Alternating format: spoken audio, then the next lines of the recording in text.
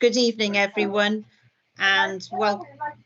This is echoing. Can you hear it echoing, or is it okay? I think there may be a microphone on somewhere, Chair. Would everybody mind turning off their microphones for the time being? Okay, we'll have another go. Good evening, everyone, and welcome to Community Liaison Committee, Thursday, the 6th of July, 2023. I'm Councillor Sally Hanks, and I'll be chairing this meeting tonight. Before we start, can I remind everybody present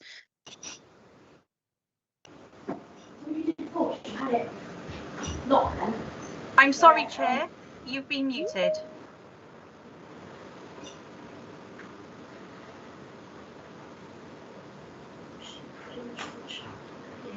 Could I ask all participants who have connected to the meeting to turn their microphones off, please? There's a little bit of feedback at the moment. Yeah, okay. Can I remind everybody that we're being live streamed and it's recorded via the internet? Could participants please mute themselves when not speaking in order to avoid any background noise? If a participant wishes to speak, can they please put their hand up so we can see it on screen, or use the raised hand function?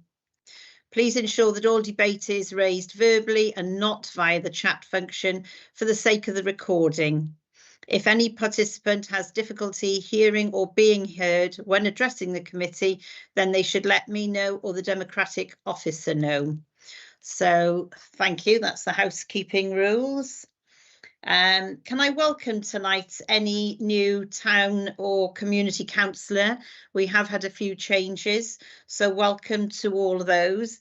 And also to Councillor Wendy Gilligan. I'm not sure if Wendy is here this evening at the moment. She's replacing Councillor Julie Aviat, who is this year's Vale of Glamorgan Mayor. And can I thank Julie for all the contributions she has made to this committee. And can I also thank all the town and community councillors for their time. I feel this committee raises important topics that involve all of our communities. So welcome all. And I have agenda item 1 is apologies for absence. I haven't got any, but Amy, have you got any, please? I have, yes, thank you, Chair. From the Town and Community Council representatives, apologies have been received from Councillor Hatton from Dinas Powys Community Council, Councillor Roberts from St Bride's Major Community Council, Councillor Thomas from Welsh St Donat's Community Council, and Councillor Shaw from Llandow Community Council. Also from the elected members on the committee this evening, apologies have been received from Councillor Samantha Campbell. Thank you. Thanks, Amy. Moving on to agenda item 2. Oh, sorry, Councillor Hodges, you've got your hand up. Yeah, thank you, Chair. Just to say that Councillor Shirley Hodges, Barry Town Council, is running late, stuck in traffic. She'll give you a wave when she arrives. Thanks. Okay, thank you, Nick. Moving on to agenda item 2, the minutes of the meeting held on the 23rd of March 2023. Can we accept these? Councillor Cave, I see you've got your hand up. Yes, thank you, Chair. I think we've already spoken briefly on a couple of occasions about these minutes. I was concerned when they were first circulated and were actually going to Cabinet, when Cabinet was raising the issue of the community boundary review for the town and community councils, because I didn't think they accurately reflected what had happened on the evening. I have tried to work with the clerk over the last couple of days, because although I did put in a request that the minutes were incomplete or inaccurate, no one contacted me until quite recently, and I was really surprised that the minutes are still in the form that they were originally in when they were circulated for Cabinet, because I don't think they accurately reflect what happened on the evening. So I've gone back and looked over the recording, and my account of what I thought had happened does appear to be substantiated by the recording. So if you recall, towards the end of the meeting, when we had the discussion on the Boundary Commission review, several of the items had to go to a vote. And on the recording, I can hear that Amy, you, the chair, obviously make the recommendations, and Amy then says that she would summarise the recommendations. Now, what I think has happened is something has got lost in that repeated summary of the recommendations. So if we turn to them, I think the first one suggests that, I'm just trying to find it now. I think the first one is about, here we are, just getting to it now.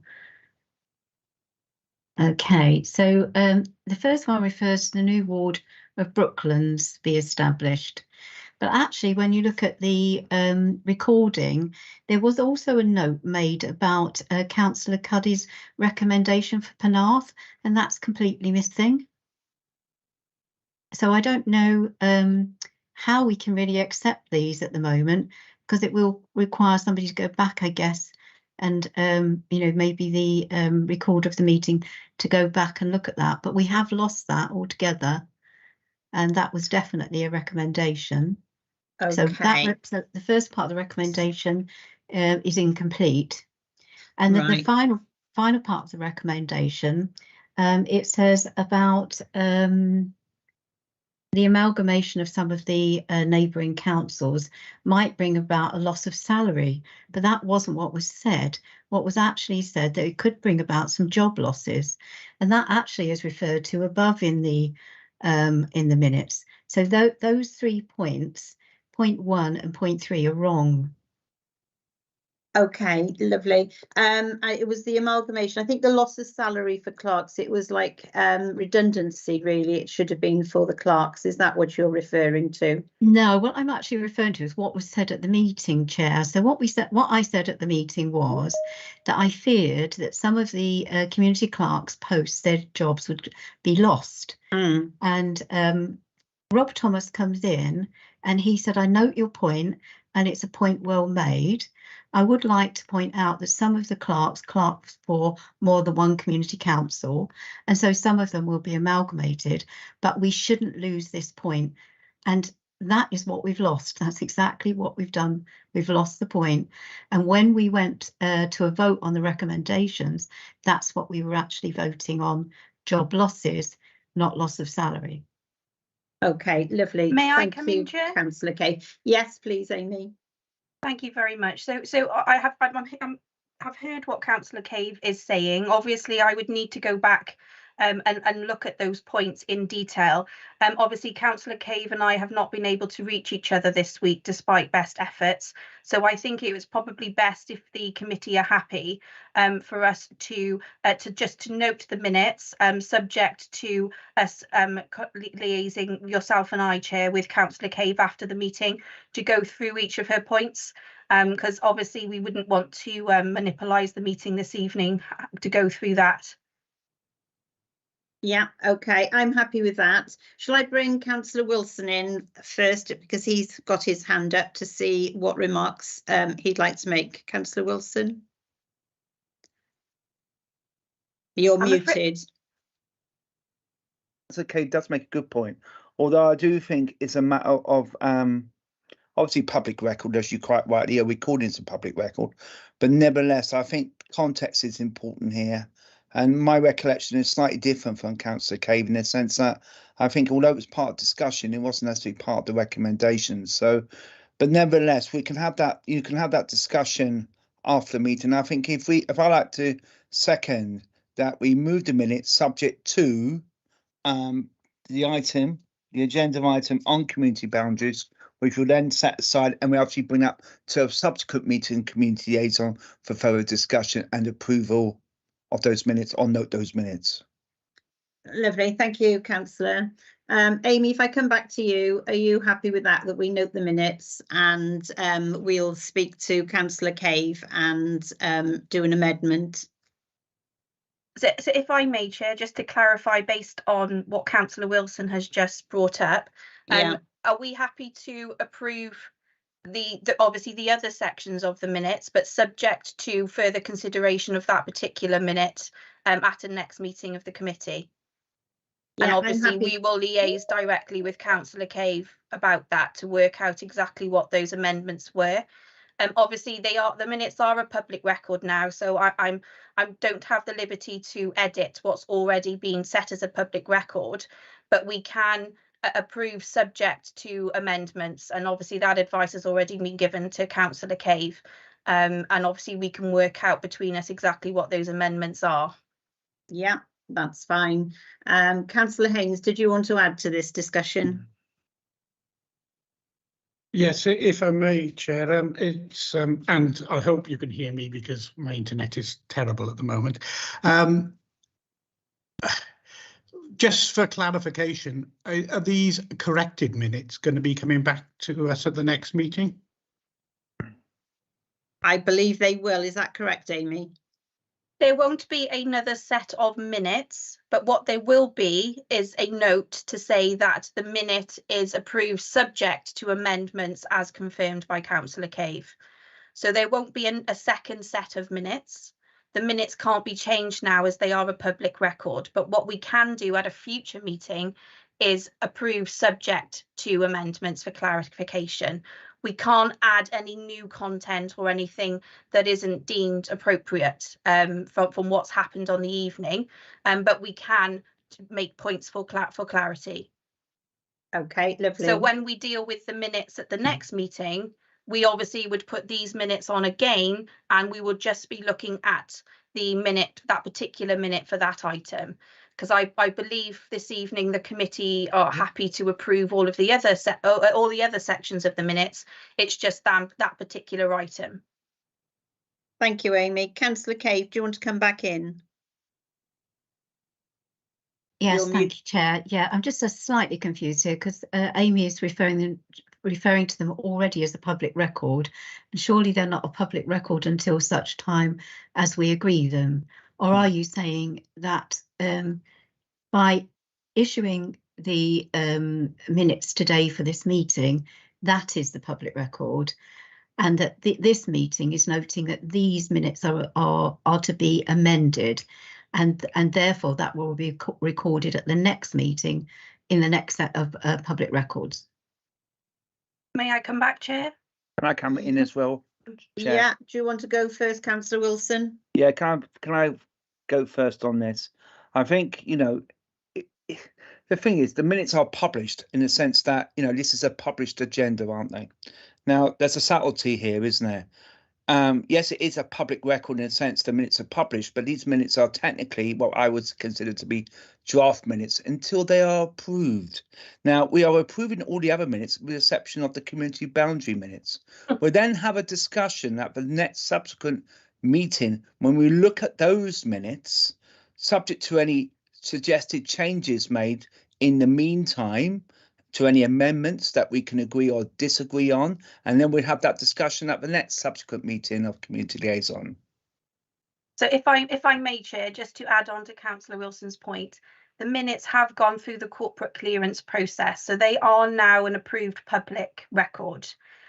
All the committee has powers to do is to amend for points of clarification.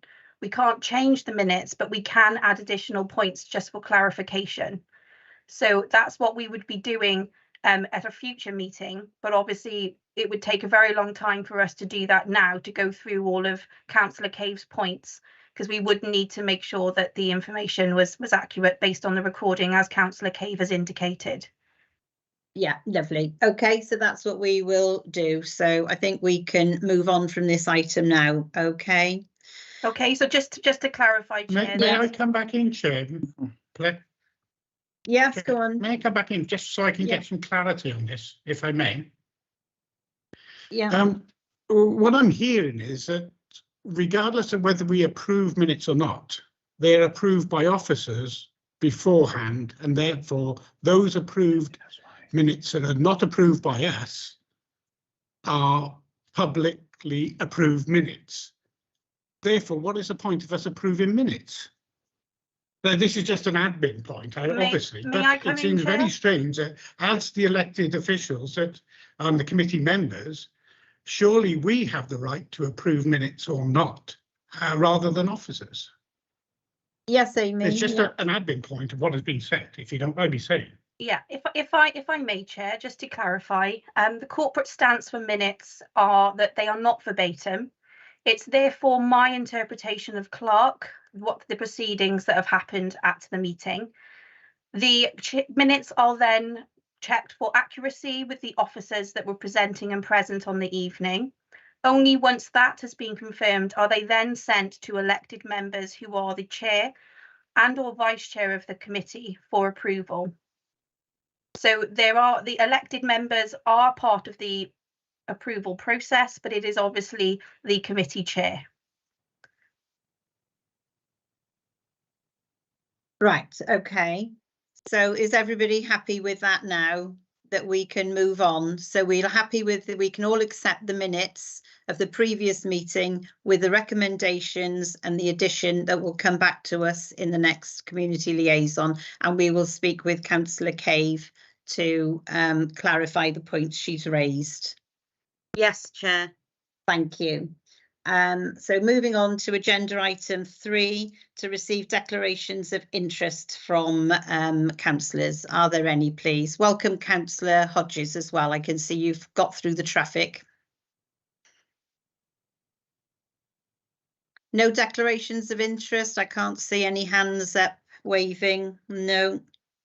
Okay, agenda item 4, South Wales Police Service, a verbal update. Can I welcome Inspector Mark Henderson, please? Evening, everybody. Thank you for having me at the meeting. I thought I'll just keep it to three items. First one, I've just seen Craig Handley there, so I think I'll bring this one up first. Is Operation Elstree is up and running, which is the partnership response to the additional demand that the coastal areas bring. Appears to be very successful so far.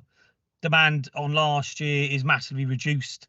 Craig and his team have had some amazing results. Well, I'll let you, Craig, tell you that. But with regards to enforcement of bylaws, etc., so that's running very well at the moment. I think we've had a total of 60 actions have come out of the meeting, so that's 60 things we think we could do better and improve upon. So we've actioned those. So that's running well, and it will be for the summer. We've had additional funding for that from a central police budget as well. So there's going to be extra police out and about. And Craig, I think, is that some of that funding coming your way? Yeah, Yeah. I believe when I spoke with Deb Gibbs last week, she mentioned about the Police and Crime Commissioner having some funding for certainly extra officers for the bylaw enforcement down in Ogmore. So that is something that we are progressing with. Real, so that'll be extra resources compared to the last few years on the coastal areas, which is good. The general drugs, the general crime patterns are the same as the countrywide. Serious violence, robberies, knife crime, all down. Unfortunately, sexual offences are up. Shoplifting is up. But yeah, basically most crime is down, apart from, unfortunately, the sexual offences. We've had some real good results in Barry with our main sort of drug dealers. We've had the first ever conviction for South Wales Police for possession with intent to supply crack cocaine, which is a fairly new drug in our area. So that's quite a good one. We haven't had a sentence for that yet, but we're expecting double figures. The same chemicals involved in production of crack cocaine are involved in the production of the date rape drug, Rohypnol. So this guy was also distributing that nationally as well. So that's a really good result from the MPT here. We've also got a couple more dealers arrested, found guilty in court, are just waiting now for sentencing. So it's been a good couple of months for drugs. And something which people probably know about is the ride out that they had with regards to the 2 boys that unfortunately died in Ely on the Sur on motorbikes. I'm sure we've all seen the procession that came from Ely to Barry, then Barry Island and the Nap. Several people have been arrested and charged to court for that. We've seized over 20 off-road illegal vehicles, and we're still looking to prosecute further people around that ride out, because that caused quite a lot of community tension. So yeah, those are the three sort of main updates from myself. So is there any questions from any of the councillors, please? Councillor Perks, would you like to go ahead and ask your question? Yes, I just wondered whether the police recorded what sort of items are being shoplifted. It depends.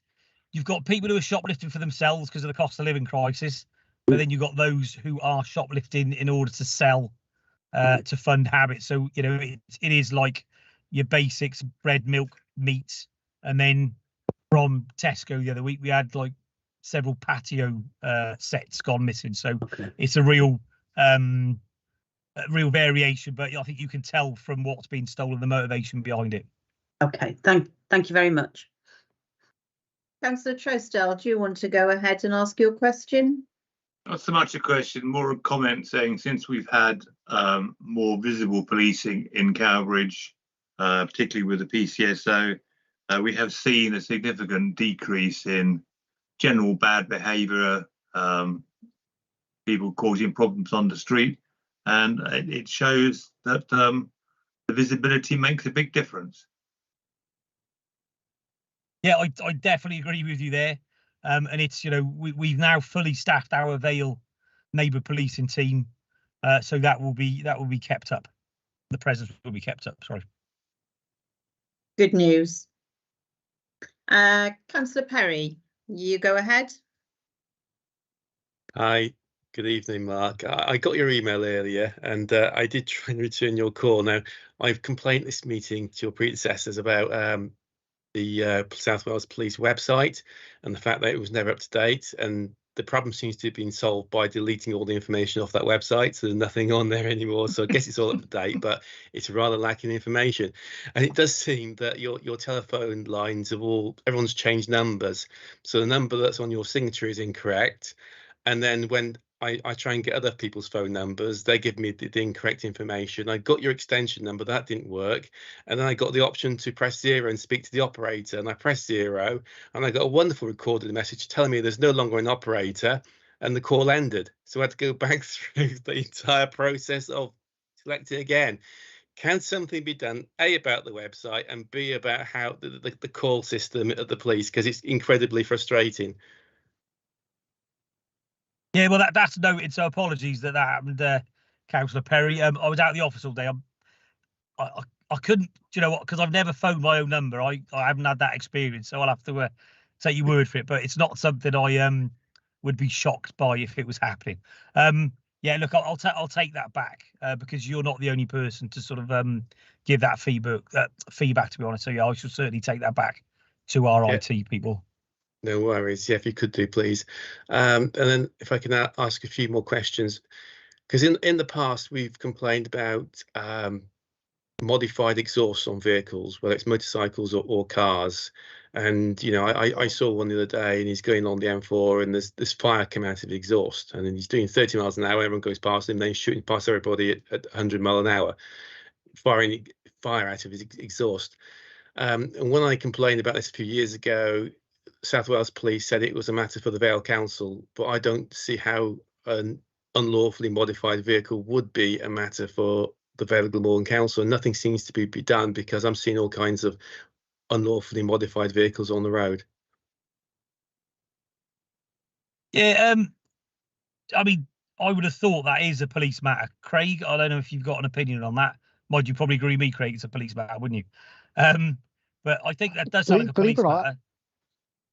I was going to say there's legislation of the Noise Act, so it is something that SRS within the Vale Council can actually deal with. You know, particularly if modified exhaust is causing sort of antisocial behaviour, is something our community safety team can get involved in. I know going back to this time last year, we were looking at actually trialling cameras that actually had noise detection software on it. So that's something that we could possibly revisit. You know, I'm open to that. So what I can do, Councillor Perry, I can certainly feed that back to community safety and also speak with SRS with regards to environmental health.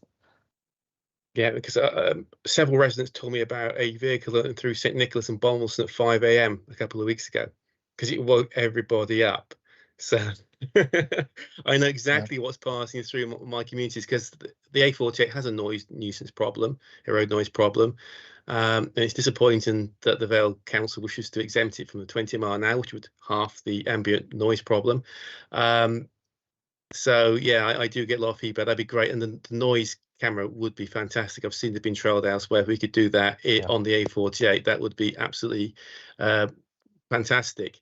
Another issue I'm getting on the A48 is parking in Bonvilleston, and I've got vehicles stopping for the shop, which is fine. The road's perfectly wide enough. Unfortunately, it's set at 40 miles an hour and will continue to be set at 40 miles an hour into October, November at least.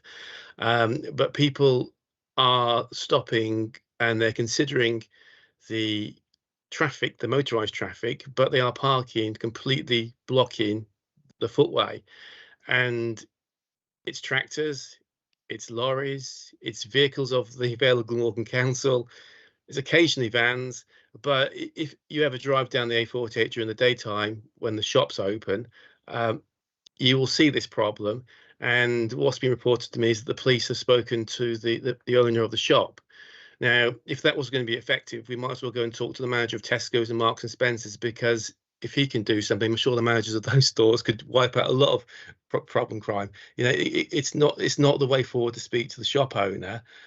We just need someone to go and tap on the windows of these drivers who've stopped blocking the footway and educate them that they are obstructing the highway. It's not like they're just over the curb a little bit. They are completely blocking the footway. They're up to the wall. Okay, well, I'll tell you what, then me and Craig will have a chat about this after here, because you know, we'll dedicate resources to where we can, when we can, but you know, we've got to be demand driven. And you know, this is an issue, I get that, but we've got to, you know, police the whole of the Vale. So we'll dedicate what time we can to it, but I can't sort of like over promise about what we can do around that. But I'll speak to the local BCSO and see what their sort of knowledge is of it and what their plans are around that, because PCSOs could deal with that issue as well. And I'm sure if they got one of their police officers working, one of their neighbourhood beat managers, they can assist with that as well. So, Councillor Perry, I shall let you know when we're going to do stuff. And just for additional sort of information, the last meeting we had, a lot of people were concerned about speeding and stuff. So we've had a lot more of the Go Safe van in the area. I have got a list I sent to the local authority of the amount of tickets we've given, but we've seen quite an increase in tickets for speeding. So yeah, we've had some work done around that. Yeah, because we had 2 reports of accidents this month from our PCSO in Bombleston. And if I could just ask, because if you go north of the M4, you do see a lot of average speed cameras in villages, and St Nicholas does have a speeding problem, as does Bombleston. And Bombleston's got a 40 mile an hour speed limit, and yet we've still got an issue with people speeding. And this week, someone went past me like a rocket. Yeah, it's a 30 mile an hour zone, and he was doing triple my speed plus as he flew past me. I had no time to see what vehicle it was, never mind what, you know, colour or number plate. He just went past me. That isn't uncommon. People report it all the time. Is there any possibility that in the Vale of Glamorgan we can copy the areas north of the M4 and have some average speed cameras installed?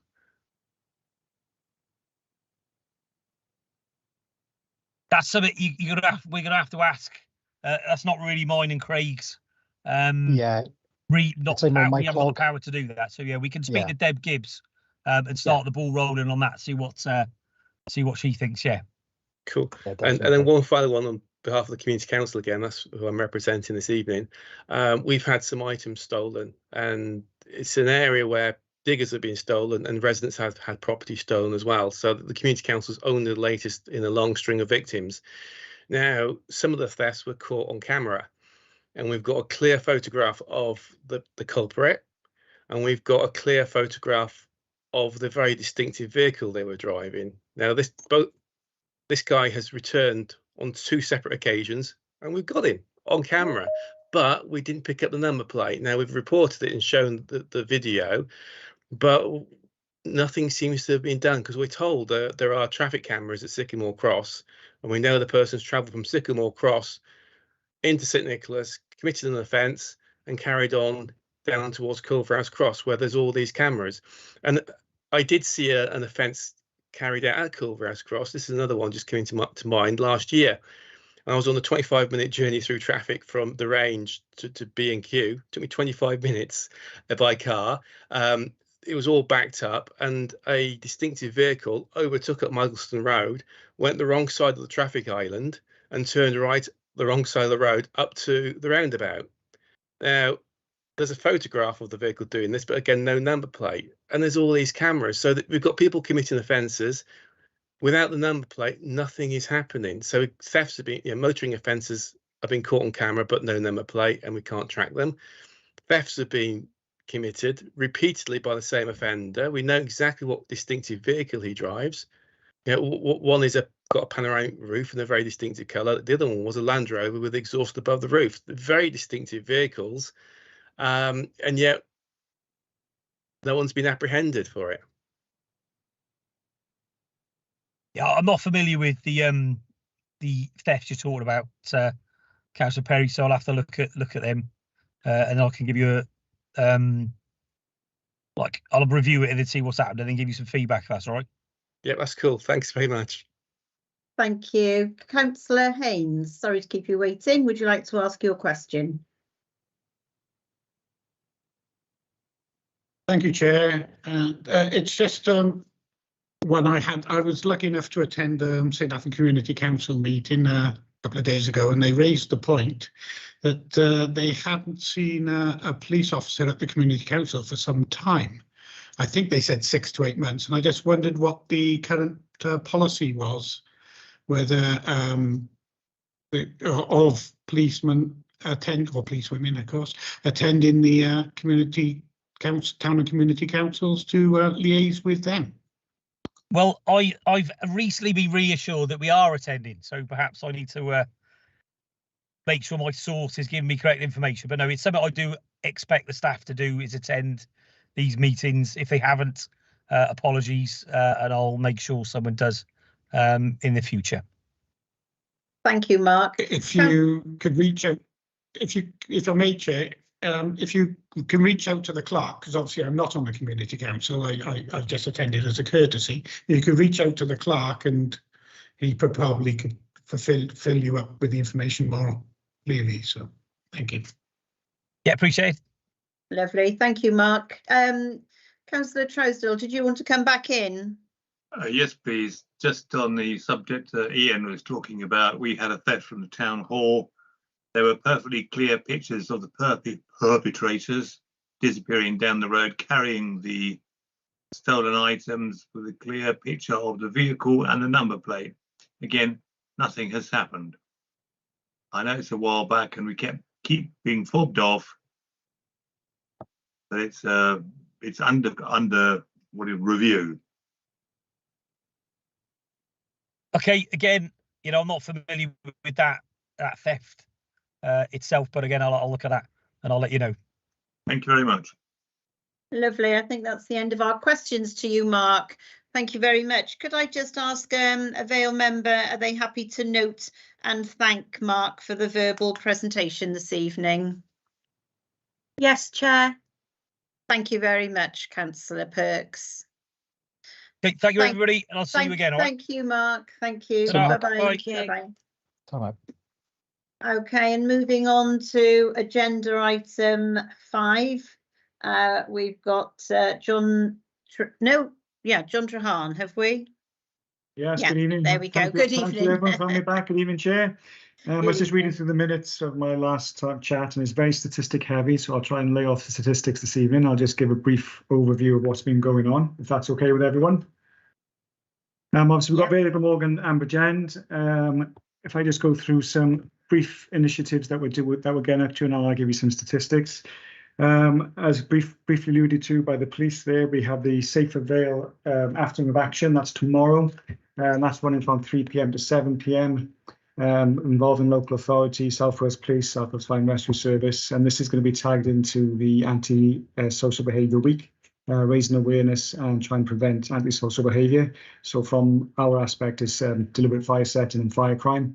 And as you're probably all aware, we've had a very busy last month in relation to wildfires and grass fires. But that has instigated Operation Dawn's Glow.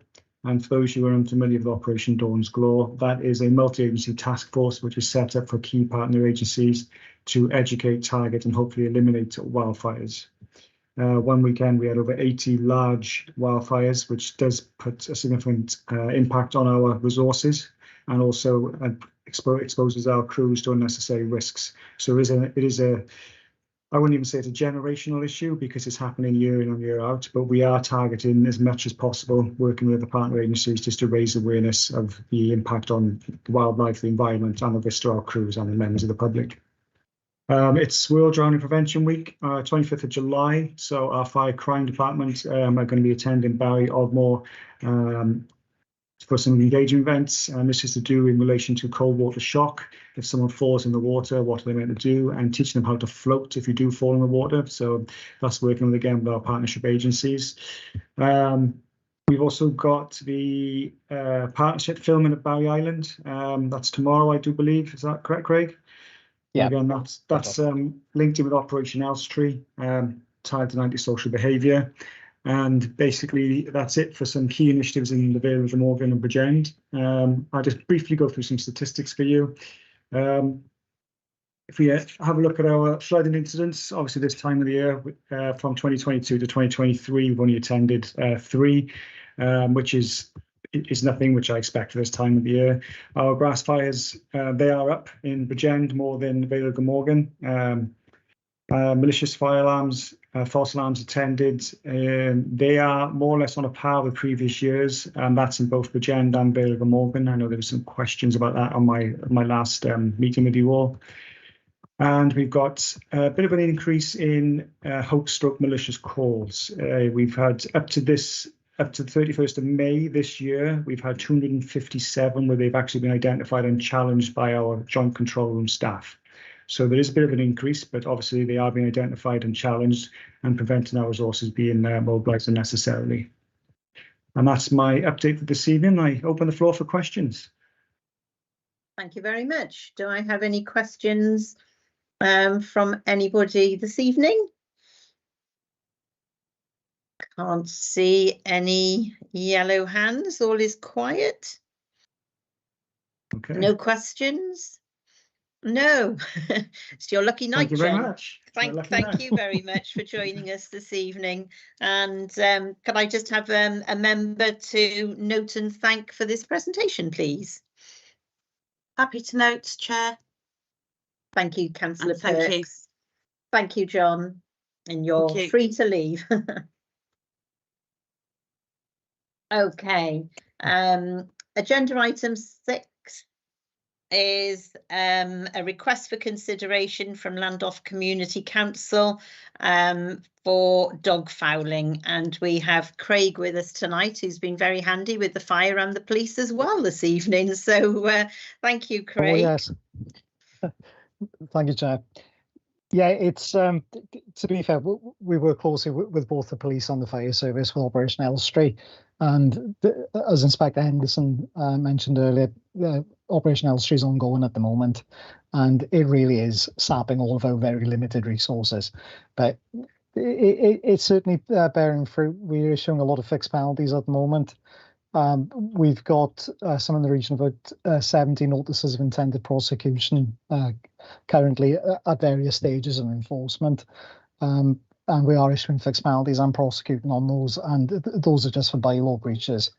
Of course, then there's parking offences that we're dealing with, particularly in Ogmore. And we've also got antisocial behaviour in terms of fires, deliberate campfires being set, usually by people camping overnight, but also by antisocial elements, if you like. So yeah, it's certainly keeping us very busy. Right, so Kyle, do you want me to start sharing?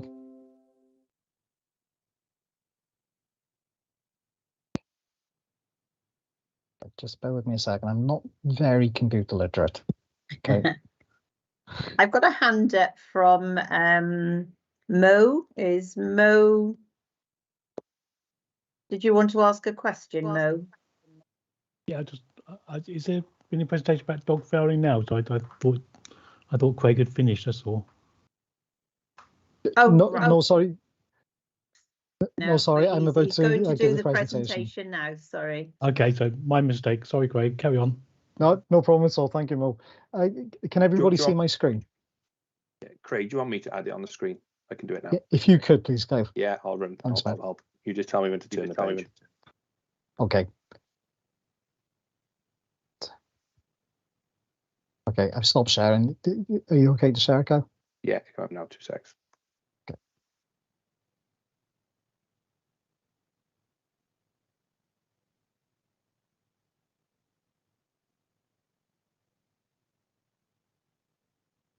Okay, so on the 27th of March this year, Llandoch Community Council formally requested that the Community Liaison Committee consider arrangements that our enforcement team could make to ensure officers are patrolling areas, particularly in the evening and during the early morning periods when the incidents of dog fouling are more likely to occur. I know there's been some concern with owners not picking up after their dog, and when we say owners, it's also any person that's in charge of a dog. It's important that we make that distinction because quite often when we challenge individuals who don't pick up after their dogs, they either put the blame completely on the dog, which is totally unfair, or they will say, well, it's not my dog, I'm walking on behalf of somebody else. If a person's in charge of a dog, they're responsible for picking up after the dog. So the background, irresponsible dog owners failing to pick up dog mess and dispose of it appropriately has always been an issue. And it's fair to say that that is a countrywide issue. It's not just obviously in the Vale of Glamorgan. And it should be recognised that it is a small minority of dog owners, with most owners picking up and disposing of the mess correctly. What we always say to people is you need to carry the means with you to pick up after your dog. Now, there's no legal requirement for that, but it is something that we are looking at with a future PSPO. I'll be referring to PSPO quite a bit. Now, PSPO is a Public Spaces Protection Order. It's issued under Section 59 of the Antisocial Behaviour Crime and Policing Act 2014. And basically, it allows local authorities and police forces to enforce enforce legislation on a local level, which is affecting the immunity of that area. There's a PSPO currently in place covering dog control, and thus dog fouling, dogs on leads, and dogs prohibited from certain places. So if we look at the graphic that's currently on screen, dog ownership remained constant for a decade between 2010 and 2020. Now, this is highlighted by the graph below, and we've sourced the figures from statista.com. Now, during the pandemic, we did see an increase in dog ownership, with 10% more households owning a dog as a pet. So what we've also found is that this has increased the number of dogs being taken for walks across all communities. Up until the PSPO came into place, now the PSPO's run for 3 years, okay? So the current dog control PSPO in the Vale began in March 2021. It's due to expire in March 2024. We are currently going through the process now of updating the PSPO, strengthening the weaknesses that currently exist in the current PSPO, and basically looking at a super PSPO that covers all areas, because the current issue that we have, the current PSPO is very, very geographically specific, okay? Obviously, there are 22 local authorities in Wales. There are many more in England, and we're all subject to the same legislation under the Antisocial Behaviour Crime and Policing Act.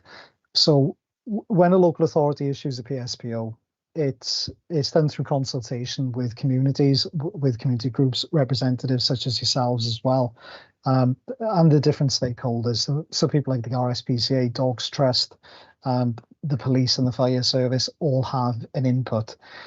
The current PSPO, for whatever reason, neglected to make it county-wide. Okay, so the areas that we currently cover are listed currently on the screen. So in Dinas Powys, it'd be the Caerleon Road open space, Dinas Powys Common, Park Bryn y Don, Caerordin play area, the Drychler play area, Nightingale Place play area, Seal Park play area, George's Row, and the Merch play infield. In Barry, there is a lot more coverage. The main ones are obviously listed there, things like Pencoitra Park, Porthcurry Country Park. Llandoch, it's a very, very small, almost insignificant, if you like, coverage that we have. So the Coganpill play area and the King George V play infield. Those are the only areas where it's unlawful not to pick up after your dog, okay? That's not to say that the behaviour is acceptable. It's not acceptable, but the PSPO does severely, or sorry, the current PSPO does severely limit what we can do. In Llantwit Major, it is limited to Cwmcolhw. So obviously that's the Llantwit Major beach area, the car park and the meadow beyond. But as soon as you come out of that area and go into Ham Lane, it's no longer an offence. Penarth, Alexandra Park, Bellevue Park, Cosmeston Country Park and Penarth Pier. Roos, we're limited to Celtic Way, to the playing fields there. Sully, Burnham Avenue Sports Ground, and in Cowbridge, Tut Park. Now, before the PSPO came into place, we were enforcing using legislation called the Dogs Fouling of the Land Act 1996. The Home Office repealed that legislation in 2005 and replaced it with the Clean Neighbourhoods Environment Act of the same year. The problem with that legislation, it didn't legislate for other aspects of dog ownership. So things like dogs on leads, where dogs are prohibited. It was very, very specific again to dog fouling. From a personal perspective, from a professional perspective, it really didn't change a lot because we could still rely on the old legislation to issue tickets for dog fouling. Unfortunately, in 2021, when the PSPO was introduced, it also meant that we could no longer rely on the other legislation. So we couldn't issue a fixed penalty under the Dogs Fouling of the Land Act, and nor could we issue a fixed penalty under the Clean Neighbourhoods Environment Act. That also meant as well that we couldn't prosecute, because obviously for us to issue a fixed penalty, we have to have a criminal standard of evidence. Okay, so it needs to pass the full code test for Crown prosecutors. So every time a enforcement officer decides to issue a fixed penalty, he or she needs to be 100% certain that there's enough evidence to prosecute. A fixed penalty is a conditional offer that we give to a suspect. It gives them an opportunity to pay, to discharge the criminal liability in the matter by paying a fixed amount. The fixed amount at present is £100. That's the current fixed penalty notice. There is scope for that to increase, but obviously that's decided at a cabinet level. If a person fails to keep their dog out of certain areas, now at the moment that is pretty much down to things like marked sports pitches, particularly during sports seasons.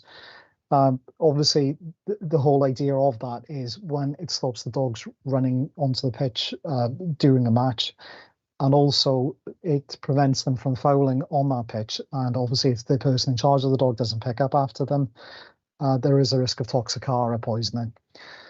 So the PSPO is currently enforced for 24 hours a day and across 7 days a week. But as I said, it is extremely limited where we can actually enforce it.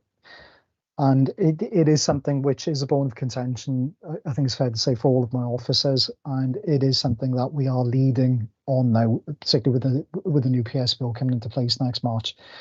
So the enforcement service is relatively small. As you can see from the graphic, we have 8 current patrol officers that cover a large geographical area. Now, to give you some idea of the area that we cover, we cover the entire Vale of Glamorgan, which is roughly equivalent geographically in size to the city of Birmingham. And not only do we do dog fouling and everything else that comes with that, dogs prohibited, dogs on leads, we're also charged with civil parking enforcement right across the Vale, and also waste crime, so things like fly tipping, domestic and commercial duty of care offences. By law, we enforce all of the bylaws because South Wales Police have made the decision that they are no longer going to enforce the bylaws. And it's the same with the public spaces protection orders. So we police this one with regards to dog control and also the alcohol control. That mostly does take place at Cosmeston, Porthcurry, Barry Island, Penarth Esplanade, Penarth Pier and Ogmore by Sea. And of course, we are an unarmed service. We don't have batons, we don't have CS spray, we don't have handcuffs, we don't have the power of arrest. So if a suspect does refuse to give us details, we are quite limited in how we can respond. But there are ways and means that we can do that. We've got access to the DVLA database. If they're in a vehicle, they get a knock on the door or they get a summons through the post. So we have got finite resources, and I think sometimes there is an unreasonable expectation, particularly from certain members of the public, that we will be available 24/7. At the moment, because of Operation Elstree, we are working overnight. So, like tonight, there's 2 officers currently in Ogmore, and they start now at 8 o'clock, and they'll be finishing at 3 o'clock tomorrow morning. And they're charged with closing the car park, making sure it's closed, and basically kicking out anybody that's in there, issuing tickets to those that remain. So in December of last year, we introduced Operation Snoopy. Now, Snoopy, obviously it's a dog. The name was chosen by one of our enforcement officers, sort of a tongue-in-cheek thing. But it's been extremely effective because it's been intelligence-led, and it's been a hybrid mix of high-visibility policing and plainclothes policing as well. Obviously, when somebody sees an enforcement officer, I've known this myself, where a person has been challenged to pick up after their dog, and no word of a lie, middle of January, freezing day, this lady takes off her boot, takes off her sock and uses that to pick up the dog's feces. Not ideal, but at least it was picked up, and she avoided a ticket because technically she had picked it up. It was disgusting, but she had done it. But what we are finding, and this, I accept that this does sound quite cynical, but certainly when people see a uniform, they tend to comply. So they will either hurry their dog into the bushes, out of sight, out of mind, to do their business. We go after them, and if we see evidence of dog fouling, we take appropriate action. Obviously, with plainclothes, all of our officers carry body cams. We use the same body cams as what the police do. We've got encrypted radios, very similar to what the police use, and we're in constant communication with each other. So it's not unusual to have a location, particularly if it's intelligence-led. We could have 3 or 4 officers work in one particular park, and we've even used the dog. My dog is quite famous in Llantwit. He's been used as a sort of decoy, and basically to find those who are actually dog fouling. It's meant that we've had to think outside the box a little bit. So far as Operation Snoopy is concerned, all the data crunching, it was something that ran for a finite period. It ran for about 3 or 4 months. And I have to be honest, even with the intelligence that we had from members of the public, from from elected representatives as well, from the police as well, when we were pointed in the direction of where the dog fouling was occurring, we didn't actually see any evidence. We saw evidence of fouling, but catching somebody in the act can be it can be almost impossible on times. That's not to say that we can't catch people. We do catch people, and when we do, we issue fixed penalties accordingly. But it is a very challenging environment, in which we operate. And also, if our officers are engaged in Operation Snoopy, it means that some other area of the enforcement service has to pay the price. So it's not unusual for me to bring officers off parking or off waste crime to deal with Operation Snoopy. But what we've decided, Kyle and I, is that Operation Snoopy is now going to move up a gear. Okay, so whereas at the moment it's been a sort of 3 or 4 month operation, we're now going to make it a permanent operation. So it will be in operations throughout the year. We've also got approval from Miles Punter to actually recruit more officers. So we're actually in the process of putting a business case together to recruit those officers. Obviously, there is a time there will be a time taken to recruit the best possible candidates, and secondly, obviously we've got to vet people, we've got to train people, and it really won't be until perhaps this time next year where you have the new recruits being up to speed, being able to do every offence that they can deal with. So another thing that we're looking at is the digital advertising. So just further up the page, there's some examples of some of the social media images that we've been posting on our Facebook feed, on our Twitter feed. And these tend to be generally shared by people like Dogs Trust, by Community Safety, by the police, by the fire service. And it's about hammering home the message. We've got an image there from Keep Wales Tidy and they Bag It and Bin It campaign. So we always share the hashtags. And the one thing that we always try to encourage is for people to report things.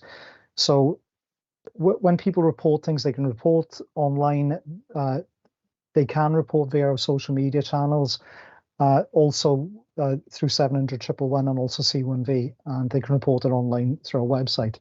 So just down the page now, we have an image of a pilot scheme that we're about to launch on the electronic displays that are located in around 70 bus shelters throughout the Vale of Glamorgan. And because these are digital displays, it means that we can actually display those images. And what we are looking at doing is broadening that, as I said, across the bus shelters every couple of minutes to play that advert, so it's always fresh in people's minds, and also get the message across that one, it's unacceptable, and secondly, how to report it. What we don't do, because as I said, we are a very small team, and although I've got 8 officers, that's 8 officers spread across 7 days a week. So we operate across 7 days, and as I said, we operate across a number of disciplines. So the enforcement service, if you're like, even though we've got 8 officers, there are 6 committed to doing dual purpose things. So they can do dog fouling, they can do parking, they can do waste crime. And we've got 2 officers then who specialise in waste crime. And the reason why they specialise is because of their backgrounds. One's an ex-prison officer and the other is an ex-police officer. So because of the limited resources that we do have, we don't publicise where we're going to be. So we tend to operate under a concept of we can't be everywhere, but we could be anywhere. And because we operate in plain clothes as well, we literally could be anywhere, and the person next to you could be an enforcement officer. So, if anybody wishes the dog fowl, please pick up after your dog, because the person next to you might be one of us. So when the schools break up for the summer holidays this year, our officers will have less parking issues in the town centres and outside schools, because at the moment, obviously, we operate the camera enforcement vehicle as well. And that usually ties down an enforcement officer. So there's usually an officer driving the vehicle. But at the moment, they are tied down with schools at the beginning and at the end of the school day. So obviously during the school holidays, we will be able to have a presence, in the areas that the PSPO can cover. So over the last couple of months, the enforcement service, as I said, has been tied down with Operation L Street. Now, Operation L Street, it's a very broad operation. It is police-led, and the enforcement service, if you look at the pecking order in terms of Operation L Street, the enforcement service comes second to the police. So we cover a very, very large area, and the Operation L Street actually covers from Ogmore Common, Rivermouth Car Park, Southern Down, West Farm, Barry Island, Plantwick Major, Penarth Pier. So it's a very, very wide area, and we've got a lot of offences to deal with, and especially now because the police are not going to enforce the bylaws, and they are talking of not enforcing certain parts of the PSPOs. They have a legal obligation, and it is something that we are talking to them about at the moment. So the attendance at the locations is purely intelligence-based, and if similar intelligence were to be provided as to who and where the dog fouling is happening in our communities, the team would be able to provide the same level of coverage under Operation Snoopy as we do with Operation Elstree. So it should be noted, however, that at present, an officer can only enforce dog fouling where the PSPO is in place. And obviously that's the same then for dogs being prohibited and dogs being on leads. So I'm currently assessing the number of officers in the team and the resources that we require. And we're also, as I said, considering the revised PSPO. It's the revised PSPO has now completed the consultation stage at my level. So I've given my opinion of what I'd like to see in the PSPO, and I'm happy to share that with you. I'd like to see a far strengthened PSPO where all land which is open to the air and to which the public have access is covered, because that would bring us in line then with Cardiff Council, with Rhondda and Taff, with Bridgend and Swansea and Merthyr councils as well. And it's certainly the way forward, because if you look at example PSPOs for dog controls from councils in England, and most of them in Wales, they always start off with that golden sentence, which is this public spaces protection order covers all land to which the public have access and to which is open to the air on at least 3 sides. It sounds a very, very insignificant sentence, but it means an awful lot, because what it means is that we can police the entire Vale of Glamorgan, as it is now, very, very geographically specific. And it does mean, sadly, that people will get away with dog fouling. We've tried looking at other pieces of legislation. Do we go down antisocial behaviour route? That in itself is beset with problems, because for us to go down that route, there has to be certain triggers in place.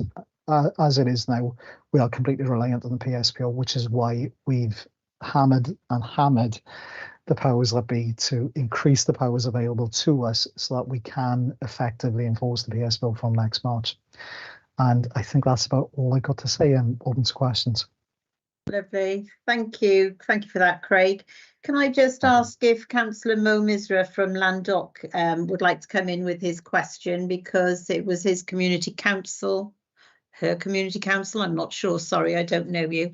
Would you like to ask your question, Mo? Yeah, so first of all, Craig, thanks for the detailed update. I really wasn't sure what was happening in Landoc, but now I do. You cover 2 very specific areas, and unfortunately, the areas we're considering is basically the whole of Landoc. So I think I'd encourage, obviously, you to get this super PCSO or whatever it's called, to cover the whole of the Vale, because that's the only way it's going to go. Because if someone lets their dog poo on Leckwith Road, it's not enforceable. So no, absolutely. I think I can only encourage you to get this super thingy operational. I think one question for you is, what can we do as a council to discourage this sort of behaviour? I know you've got these posters, which I wasn't aware of, to be honest. We haven't got displays in our bus shelters, unfortunately. We can't afford them by the looks of it. So what else can we do as a council to try and mitigate the problem? I think the best thing that you could do, particularly as a community council, would be to speak with the community and to find out from them exactly where the issues are. And even though the current PSPO doesn't cover everywhere, I'll be perfectly honest with you, we do operate on a kind of bluff basis on times where we will say to somebody, if you don't pick that up, I will give you a ticket. Now, the problem with that is that if you've got a suspect who's clued up and they say, hang on, I can do this because it says in the PSPO, there is that issue. But what I would say is certainly use your powers as a community council to speak with your community, find out exactly where the issues are. And what we can do, if you fed that information back to us, it's all intelligence led, and it means that we can act. Because, as I said, even though the PSPO is very limited, there are other ways that we can address an issue. I'm not close to the idea of going through the trigger process for antisocial behaviour referrals. And to be fair, we work very closely with the community safety team that administers that process. So if you've got a specific street in Landoc where people are regularly not picking up after their dogs, we can certainly target that area, and what we can do is actively discourage those people. We might not be able to give them a ticket, but we can certainly give them a ticking off, and we can say to them, look, from next March, you're not going to be able to do this, because one of the things that we're asking for in the Super PSPO is that there has to be the means available for that person to pick up after their dog.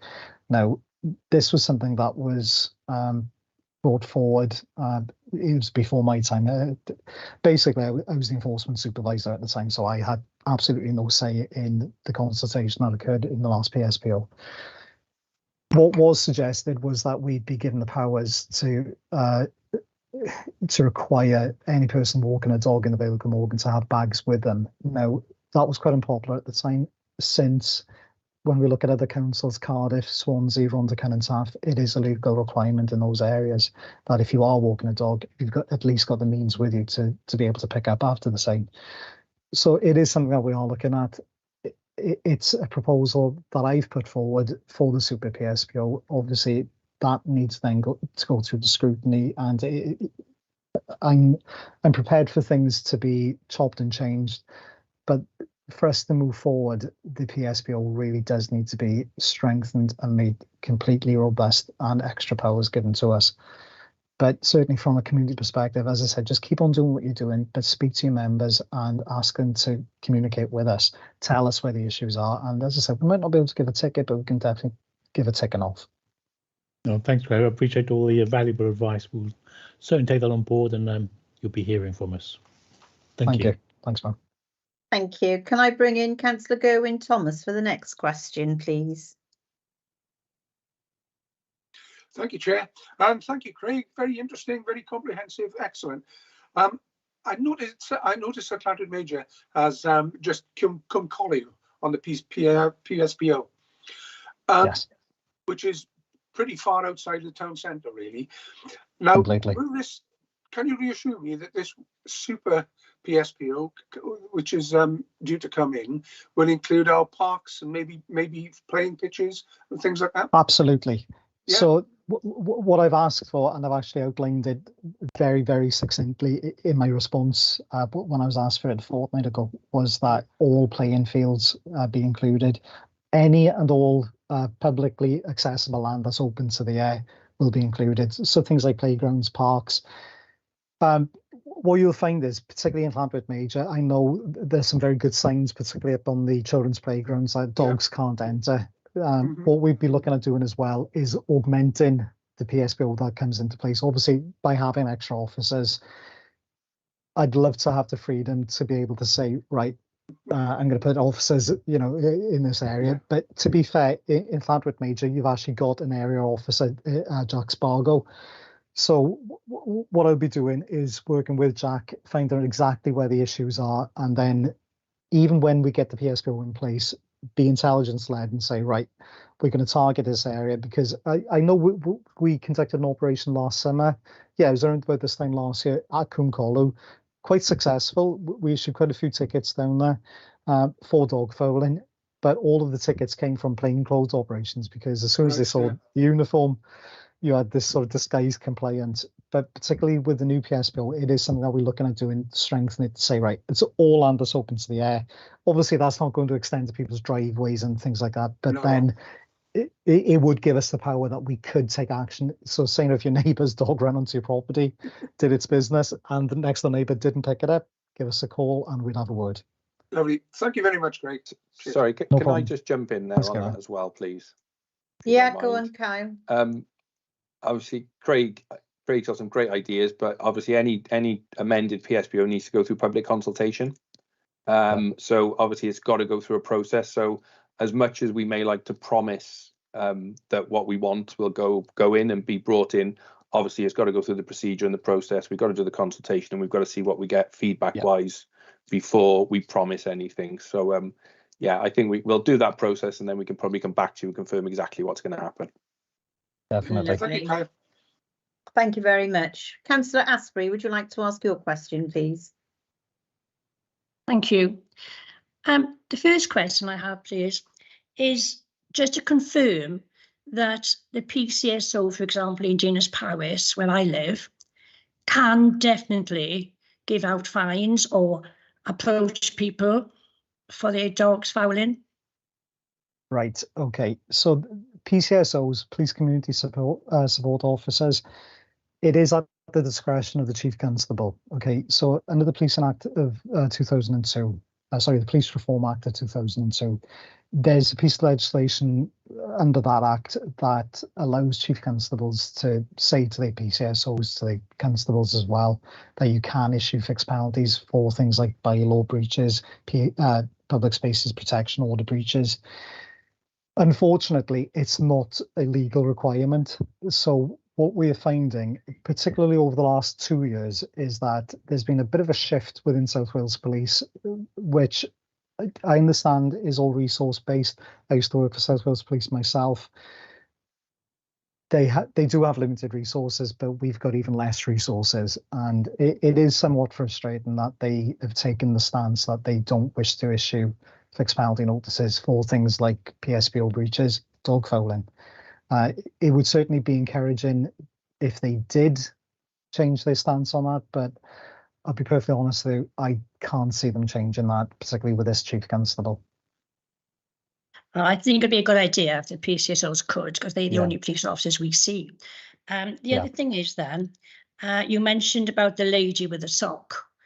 I think that if you could bring in that they must have, what dog walkers must have dog bags with them, then that lady could have been fined, because otherwise if she had a Absolutely. bag, she wouldn't have used a sock. And there's Absolutely. one more question then, please, if you don't mind, is that we have some play areas, parks, and dogs are not allowed in, and some dogs do go in. Can a PCSO ask the dog owner to take the dog out, and does the PCSO have backing on that? Right. My response to that would be pretty much the same as what I said before, because the requirement to take the dog out would come under the PSPO. Mm-hmm. Unfortunately, and this is the difference between a PCSO and a constable. Yeah. The constable is an individual, okay? So as a constable, they are attested into the office of a constable, and they can make that decision. Now, the problem with that is, particularly in Dinas Powys and Penarth, you don't see a lot of police constables. So you'll see PCSOs. PCSOs are civilians, okay? So they're not attested constables.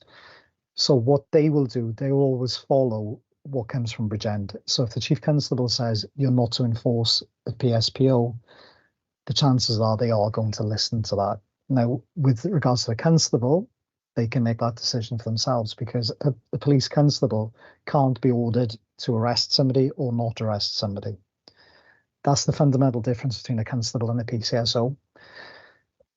My own feeling is that PCSOs are kind of policing on the cheap, and they do lack the powers necessary to deal with certain issues, particularly something like this, because when I've done Operation Snoopy, I've worked with police officers, and in all fairness, they've been extremely proactive, very positive, but that was before the current chief constable started. So as soon as he came in, the situation's changed, unfortunately, and I'll be perfectly honest, it's something which isn't going to get better anytime soon, but we will keep on to them, and we will say every time that we have this discussion with the police, because we do meet with the police very often, and it is something which I'm sure if Mark Henderson was still in the meeting, he'd say them always sort of beating the stick regarding the PSPOs, because we can only do so much.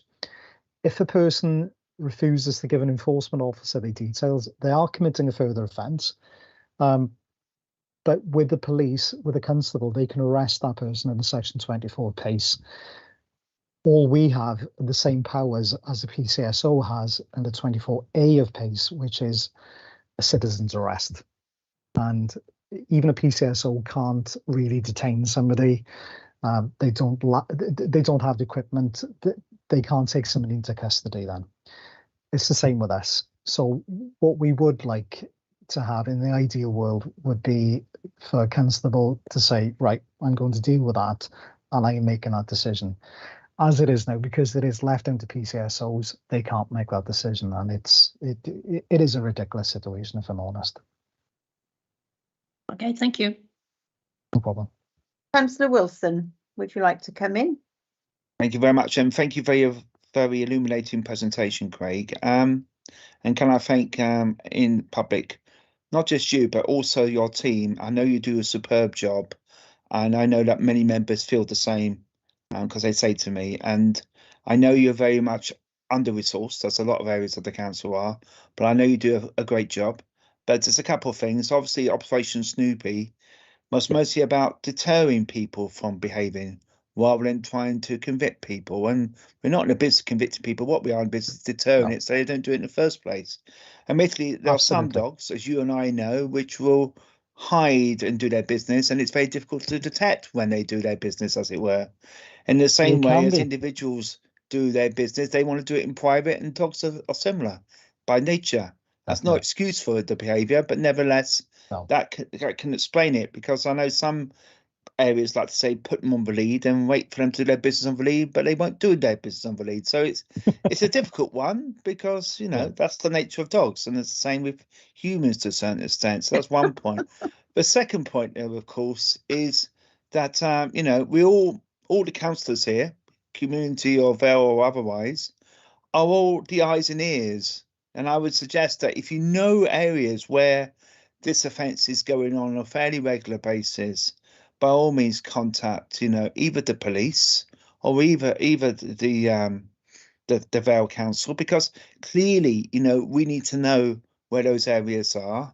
And I think, obviously increasing powers, like I think there's a really good suggestion of, making sure that people have dogs. They go for dogs on a run, they exercise in the morning or whatever.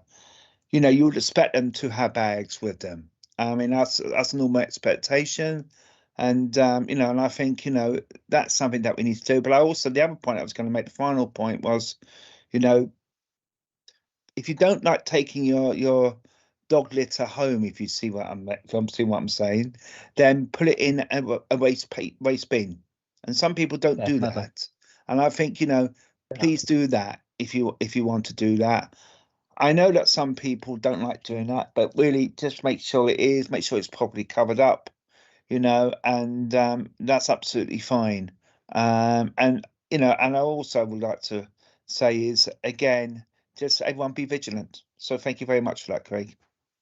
No problem at all. Thank you, Mark. Sorry, can I just add something that Mark said then about people not disposing of their dog's feces properly? Believe it or not, we've actually issued more fixed penalty notices for littering offences, because as soon as you put the dog's feces in a bag and you leave that bag on the floor, or leave it as some kind of perverted Christmas decoration in a bay tree, which we get that a lot, that becomes littering. And we've got statutory powers under Section 87 of the Environmental Protection Act 1990, and it's the same fixed penalty notice, it's the same amount.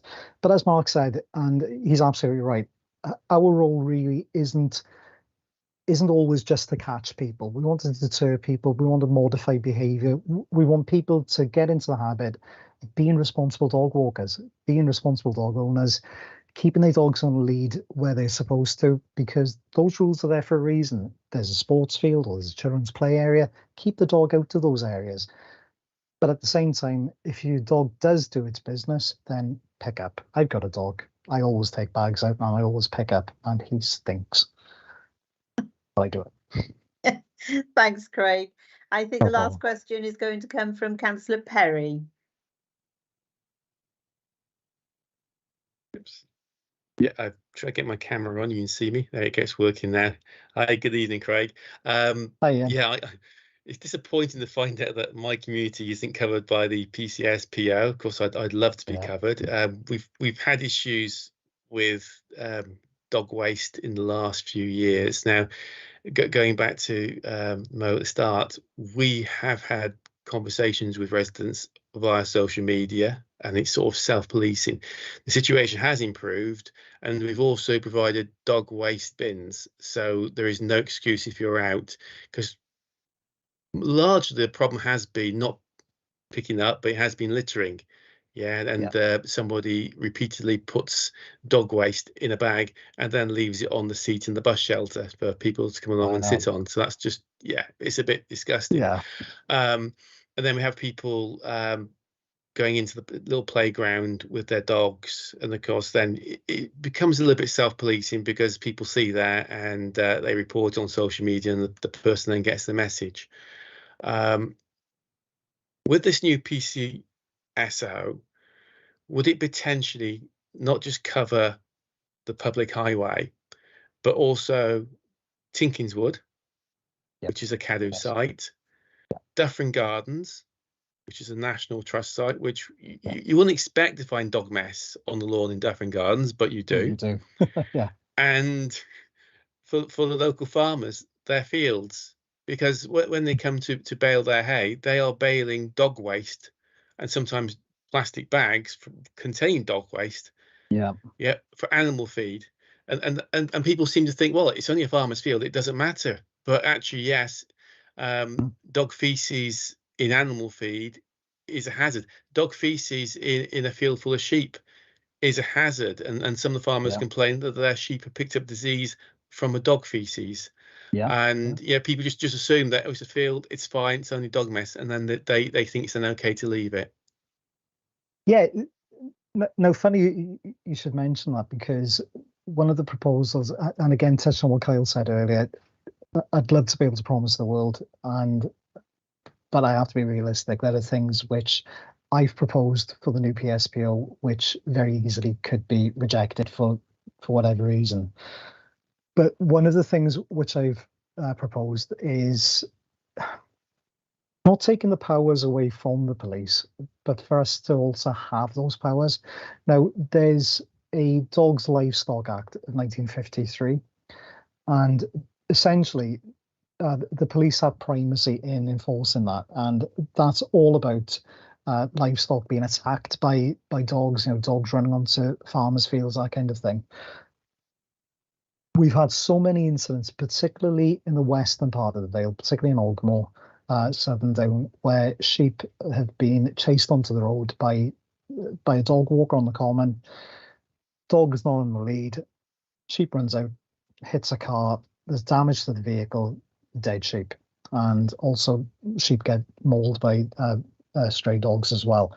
So what we've asked for within the new PSPO are powers to be granted to us so that we can enforce a dog prohibition within a certain feet or meters of sort of livestock and farmers' fields. It's going to be controversial, I'll be perfectly honest with you, and it is probably likely to not succeed for whatever reason. But it's something which I feel passionately about, and I know, speaking to elected members down west, it's something that they too feel very passionate about. And I think if we've got an opportunity to actually try it, let's give it a go. Because the thing with the PSPO, you don't have to enforce it.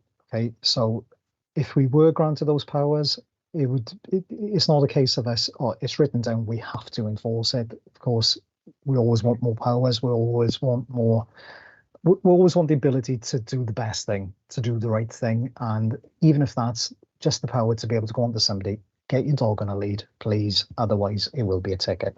We'd much prefer cooperation. We would much prefer sort of people to sort of learn from what we're telling them. But we also recognise that there comes a point where education can only work so far, then you have to enforce, okay? So when it comes to farmers' fields, like I said, it is something that we are looking at. With Tinkinswood, with Dufferin Gardens, because they both open to the air and they're both open to the public, even though Dufferin probably charges, I'm not sure if they do, but if they did, the same legislation, the PSPO would cover that land, okay? And we've got a similar situation with Penarth Pier. If you take a dog onto Penarth Pier, technically it's private property, but it's open to the air and the public have unrestricted access to it. So if you step into dog poop, whoever's done is committed an offence. That's under the current PSPO. With the new PSPO, like I said, we are looking at strengthening it, but as I said, Bondleston, and as you pointed out, Councillor, it's not covered at the moment. And the new PSPO, what we're hoping is that it will cover all land in the Vale of Morgan that's open to the end to which public have access. Can I just jump back in again? Sorry, this is kind of a good cop, bad cop thing here. I just don't want to set expectations running, because, like Craig said, we've got a team of 8. We could probably do with a team of 24 just to cover parking issues in the Vale. And that wouldn't be enough. No, and the demand is massive to do the waste crime, to do the dog issue, to do the parking. Yeah. So we do have to be realistic. And what we don't want to do potentially is create this super PC, PCFPO, and not be able to police it. because then we're just giving exactly. everyone false economy.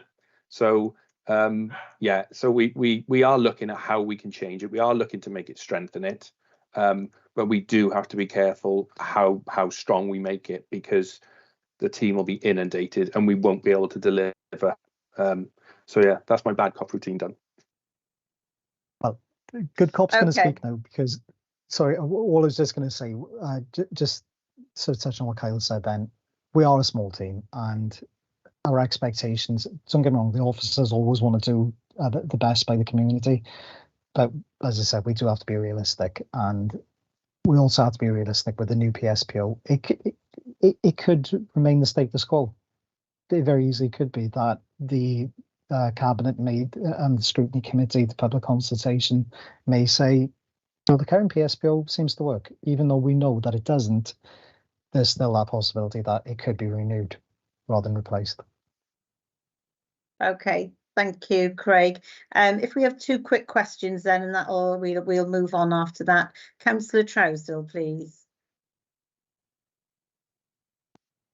Just briefly, and a slight variation of what we've been saying. When my sister lives in East Sussex, there's quite a big area of woodland, and they have a policy of stick and flick. As you go into the woods, Yeah. it says, because they obviously had the same problem we've had with people throwing their bags up in the trees. Move it off the path. It's biodegradable. Get a stick, flick it off the way where nobody's going to walk in it. And that seems to work pretty well. You don't see the pathways littered with stuff.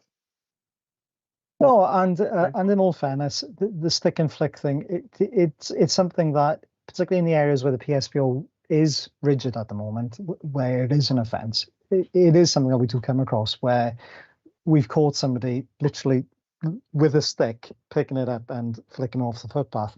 Cwmcolu, prime example of it. I caught a off-duty serviceman from RAF St Athan last summer doing exactly the same thing, and his response to me was, "Well, it's not on the footpath. It's on the grass. It's biodegradable, but it's also land that children play on, and obviously Toxocara, it can be deadly. It can lead to amputations. It can lead to severe eye disease, eye loss, and in some undeveloped parts of the world, it can even lead to death." But it's certainly something that we wouldn't encourage in the Vale. And what I would say is that if a person is caught sticking and flicking, they would get nicked if the PSPO was in place. No problem. Okay, thanks, Craig. And Councillor Cave. Thank you, Chair. Just very briefly, because you do have a big issue here with capacity, as you've both outlined, I do wonder if you've ever thought of recruiting a very willing team of volunteers, because I'm sure there would be a lot of people that might come forward for it, just in the same way they come forward for Go Safe, etc.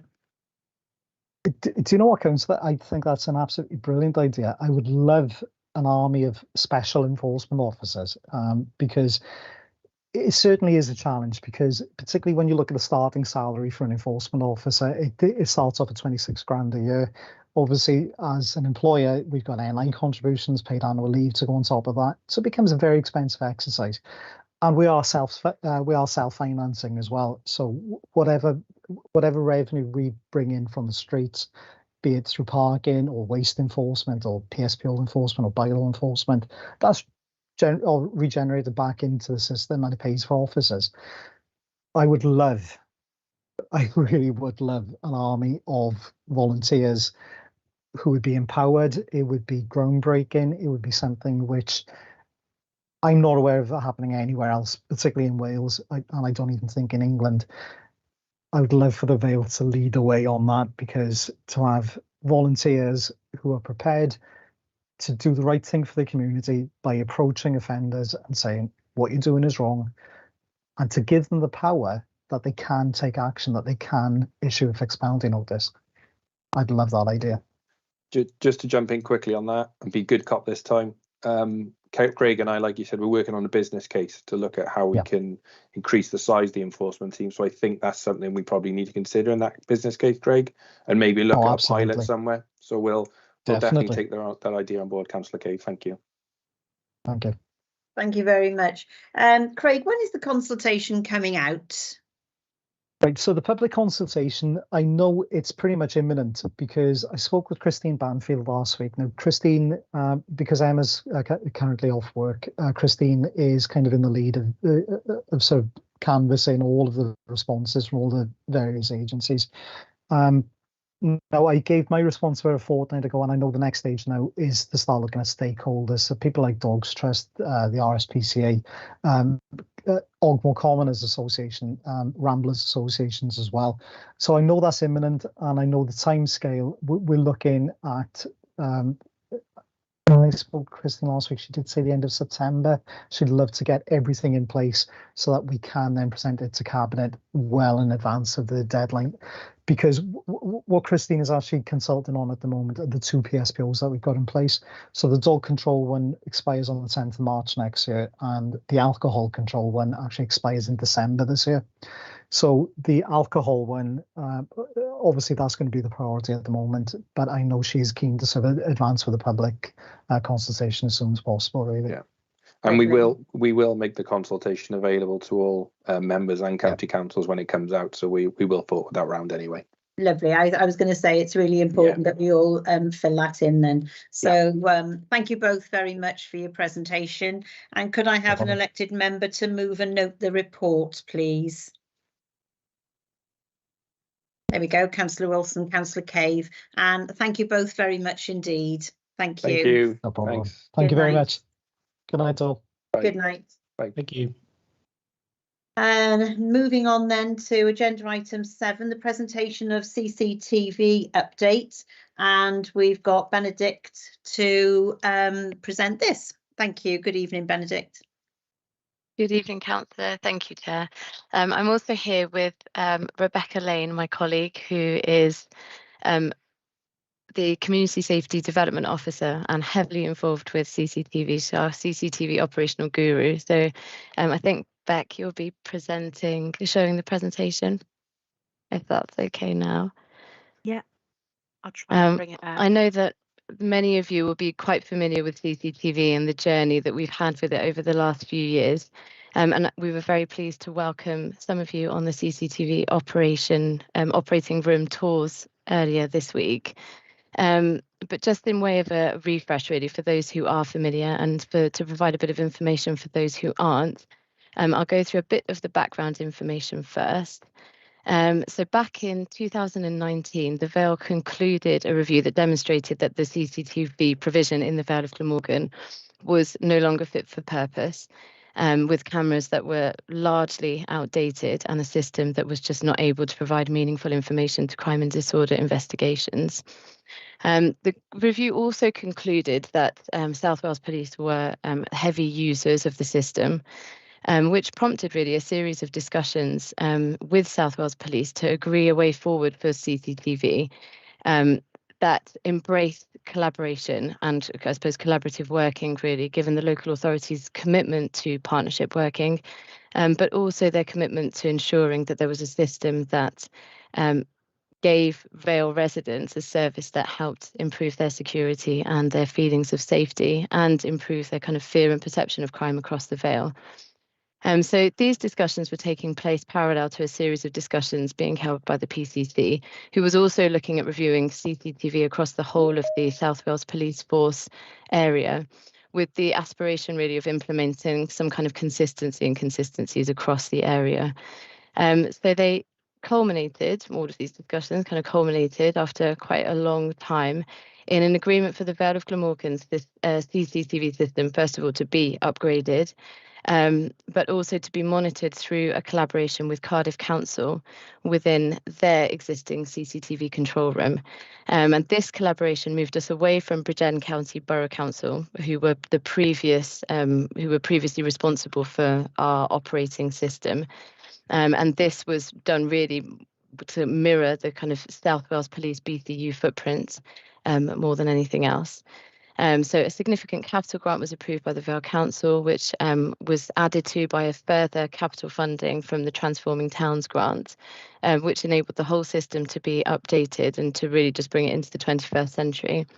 And the upgrade also included a satellite control room in Barry Police Station, which is located next to where the community safety team are based. which really enables officers to provide and kind of proactively utilise the system where ASB, crime and disorder need it. And to maximise the impact of this and to meet the kind of increased demands that a new system was going to bring on the team, the community safety team have 4 fully trained CCTV, so SIA operators who are able to work with Cardiff and with South Wales Police to provide a truly responsive and effective service across the Vale. So on the next slide, the current status is that we are now at a position where the full upgrade is nearing its completion, which we're really excited by.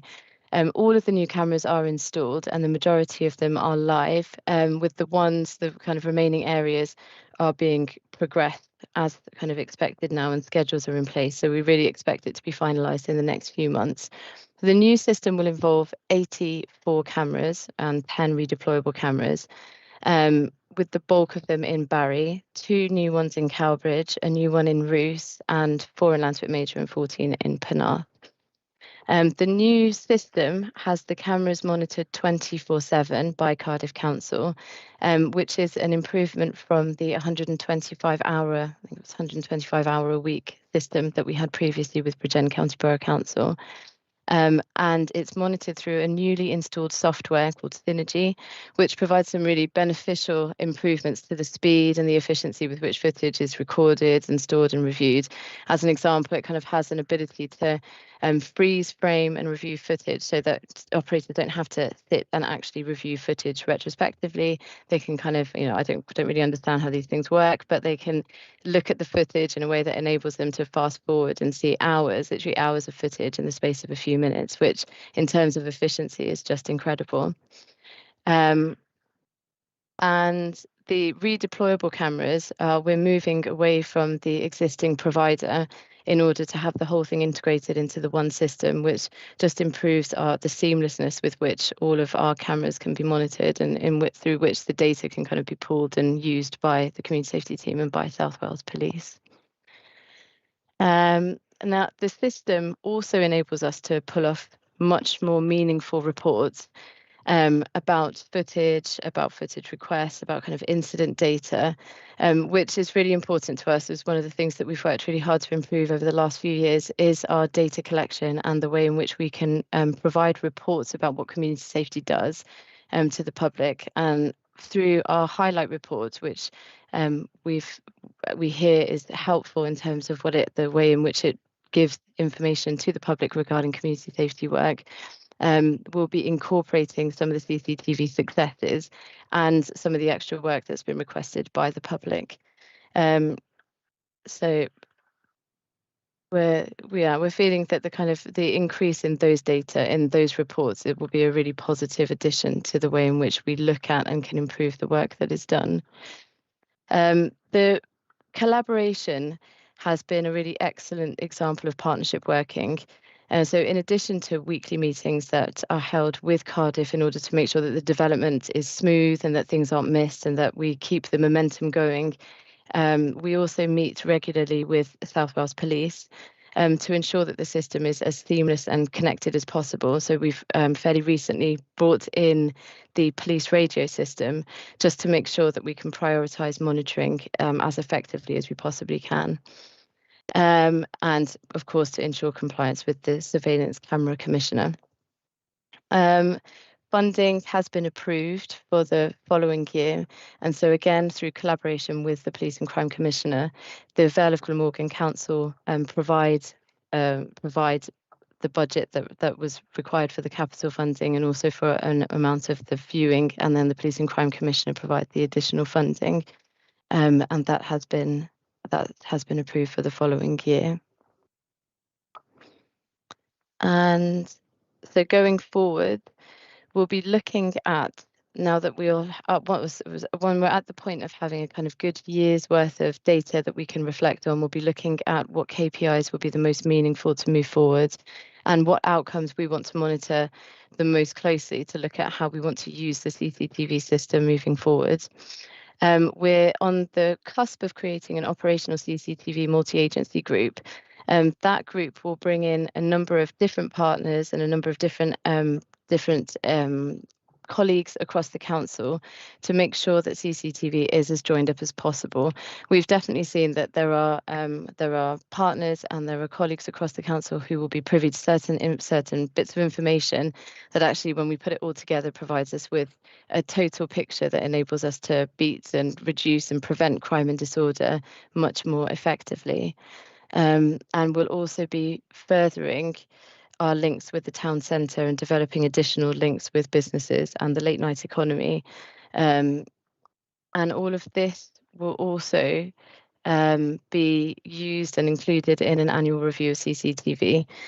So we have to do this to be compliant with the Code of Practice issued by the Protection of Freedom Act. But it's also really important for us that we make sure that the location of the cameras, the way in which they're being monitored, and the information and the way in which they're being used is demonstrating an effective service. And I think we've added a few photos for you to see just the kind of clarity of the picture. We have Lantwick Major train station, King's Square, which, as you can imagine, can be a busy one, Barry Island, which particularly over our summer months will be very helpful. The docks offices. And that concludes the presentation. I'm open to any questions. Lovely. Thank you very much for that. That's really useful. Are there any questions that anybody wants to ask Benedict or Rebecca? Councillor Perks. I don't have a question as such, Chair, but just to comment on, the visit that we had to the CCTV in Cardiff was fantastic, and also meeting the team at Barry Police Station as well, and being the discussions that we had and the talk that we had through was absolutely amazing. And to actually see the new CCTV cameras that we've all waited for such a long time in operation was amazing. And just thank the staff who showed us around. It was a really worthwhile visit. So thank you. Lovely. Thank you, Councillor. And can't see any other questions here. So we're all happy with the CCTV. That's looking, I really wanted to do that visit and I missed it. So hopefully I can do the next visit. So just leaves me to say thank you both very much for your presentation and well done. And could I have a Vale member to move and note this presentation, please? I'll move, Chair. Oh, lovely. Thank you, Councillor Wilson and Councillor Perks. Thank you very much. Thank you both. Chair. Thank you. Thank you all. Okay, good night. Okay, and moving on to the last item on the agenda is Agenda 8. It's the 20-mile-per-hour speed restriction update, and this is being presented by the officer, Mike Clogg. I think this is mainly for the town and community councillors, because I think Vale members have seen this before. But welcome, Mike, and go ahead, please. Okay, thank you, Chair. I'll just share my presentation.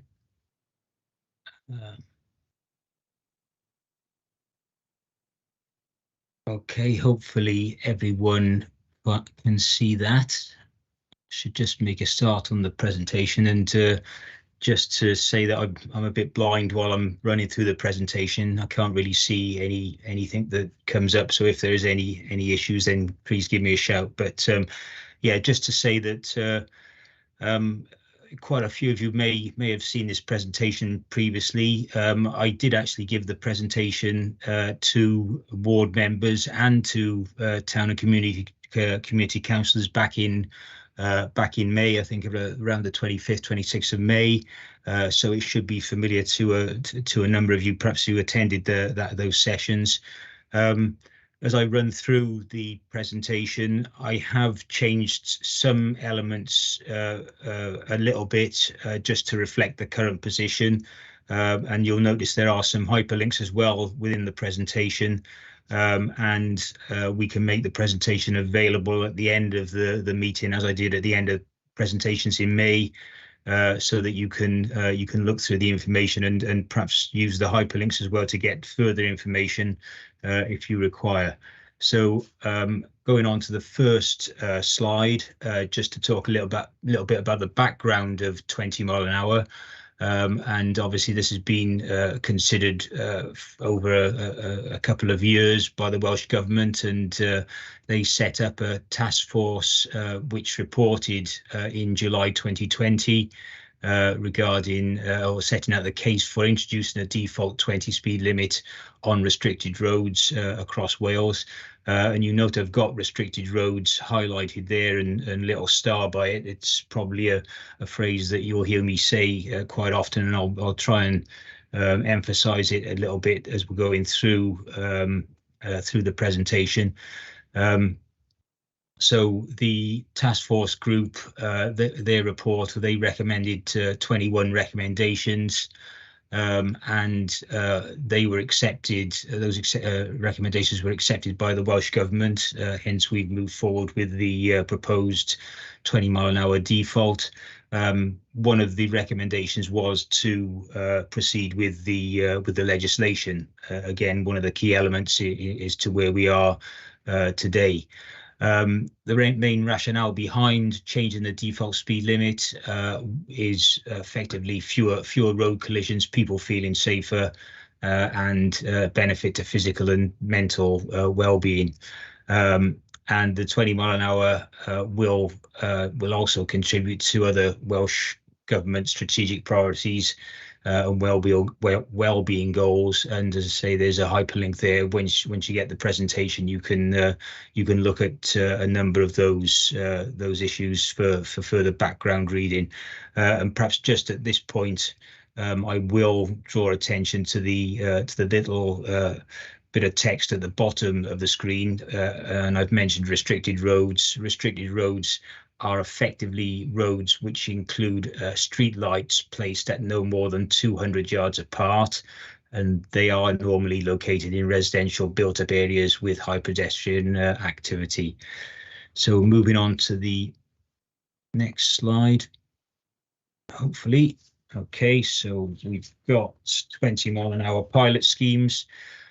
So as part of the process for implementing the default 20 mile an hour speed limit, the Welsh Government set up a number of 20 mile an hour pilot schemes. There were 8 what they call 8 first phase settlements selected, and those settlements were across Wales. The Vale of Glamorgan, we applied for and we had funded to set one of those pilot schemes up in St Bride's Major in the Vale of Glamorgan. That's still in place as it stands at the moment. We're still gathering data for the Welsh Government regarding that pilot. Just to run over the other pilots throughout Wales, we've got one in Abergavenny, there's one in North Cardiff, Sevenside in Monmouthshire, Buckley in Flintshire, there's one in Neathport Talbot, there's St Dogmaels in Pembrokeshire, and Llanelli North in Carmarthenshire. So the first phase settlements and the pilot schemes were effectively set up to test the processes and potential issues arising out of the national rollout. And as I say, the Welsh Government, we've been collecting data on the speeds and other issues surrounding the 20 mile an hour trial, feeding that back to Welsh Government over the last 12-18 months. And I suspect all the other local authorities who I've just mentioned will have been doing a very similar thing. So there's a lot of data now behind those 20 mile an hour pilots. So moving on to the national rollout, and this is just some key dates for information purposes as to how we move through the process of the 20 mile an hour default. So at the top there, November 2020, there was a public attitude survey. Again, that's a hyperlink. You can interrogate that a bit further at your leisure. July to October 2021, there was a public consultation to reduce the default speed limit to 20 mile an hour. 12th of July, we're getting to the important dates now. 12th of July, there was a vote on the main statutory instrument in the Senate, which was passed. And as a consequence, then on the 13th of July, the Welsh Government enacted the legislation to bring in the 20 mile an hour default speed limit. 17th of March 2023, Welsh Government launched a public awareness campaign. You've probably seen a number of adverts, whether it's on social media or on the telly, promoting 20 mile an hour, giving information on 20 mile an hour. So that's been going on. So people should be aware that this 20 mile an hour is happening. It's coming into place, and there shouldn't be any confusion over it.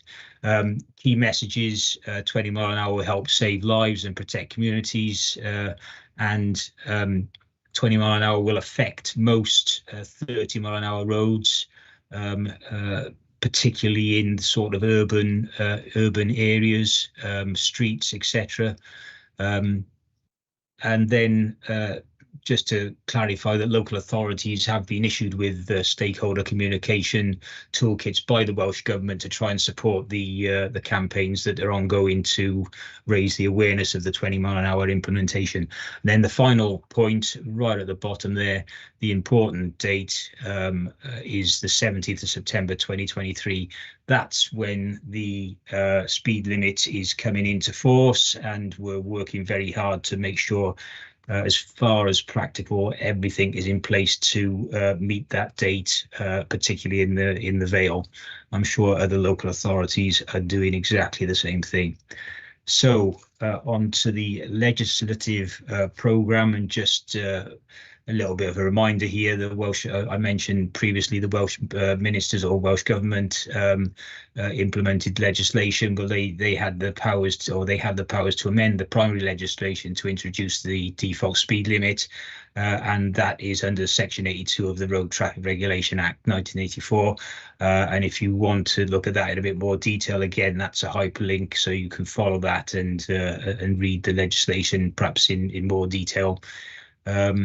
The default speed limit, again, just to remind you, the default speed limit is for restricted roads only, i.e. those with street lights placed no more than 200 yards apart. If it's not a restricted road, then the default speed limit will not apply. So that's an important point to remember. And then just another note towards the bottom of that screen, again, we're looking at roads here which are 30 mile an hour already. The default speed limit on restricted roads is currently 30 mile an hour. And any roads that are currently 40 mile an hour or above are generally then out of scope for the 20 mile an hour default speed limit and the national rollout programme. So any changes to speed limits on those roads which are out of scope will need to be considered in the future through another document which is called Setting Local Speed Limits in Wales. Again, that's a hyperlink. You can look at that in a bit more detail. Just to make you aware, that document is currently being updated by the Welsh Government, so it's in line with the new 20 mile an hour default speed limit. So that I haven't got a date when that's going to be complete, but that's certainly something that's taking place at the moment. So moving on to the next slide, we've got exceptions criteria. One of the important elements of the 20 mile an hour default speed limit is that highway authorities do have or are able to make exceptions to the 20 mile an hour speed limits on A and B class roads.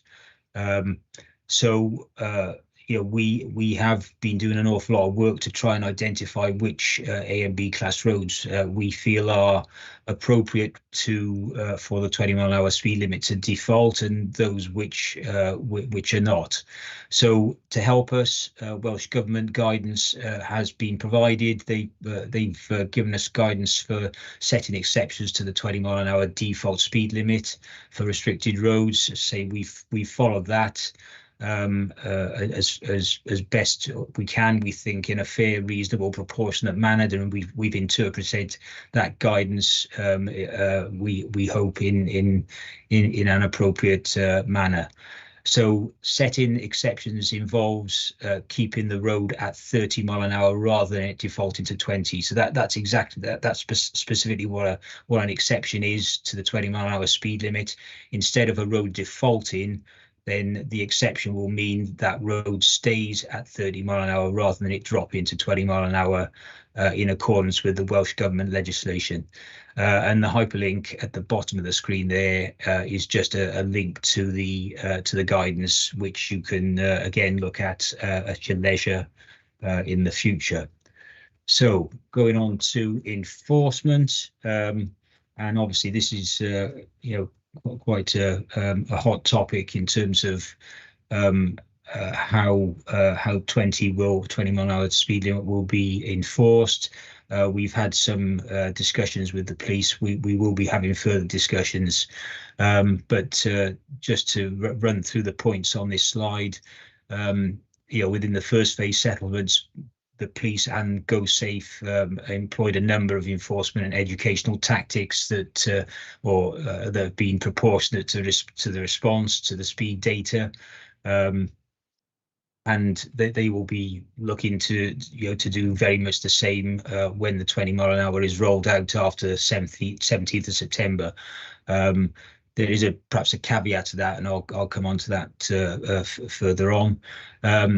Say the police will also continue to work in partnership with local authorities, road safety practitioners and the public, and the police will engage with local authorities to identify and target high-risk roads for enforcement after the 17th of September.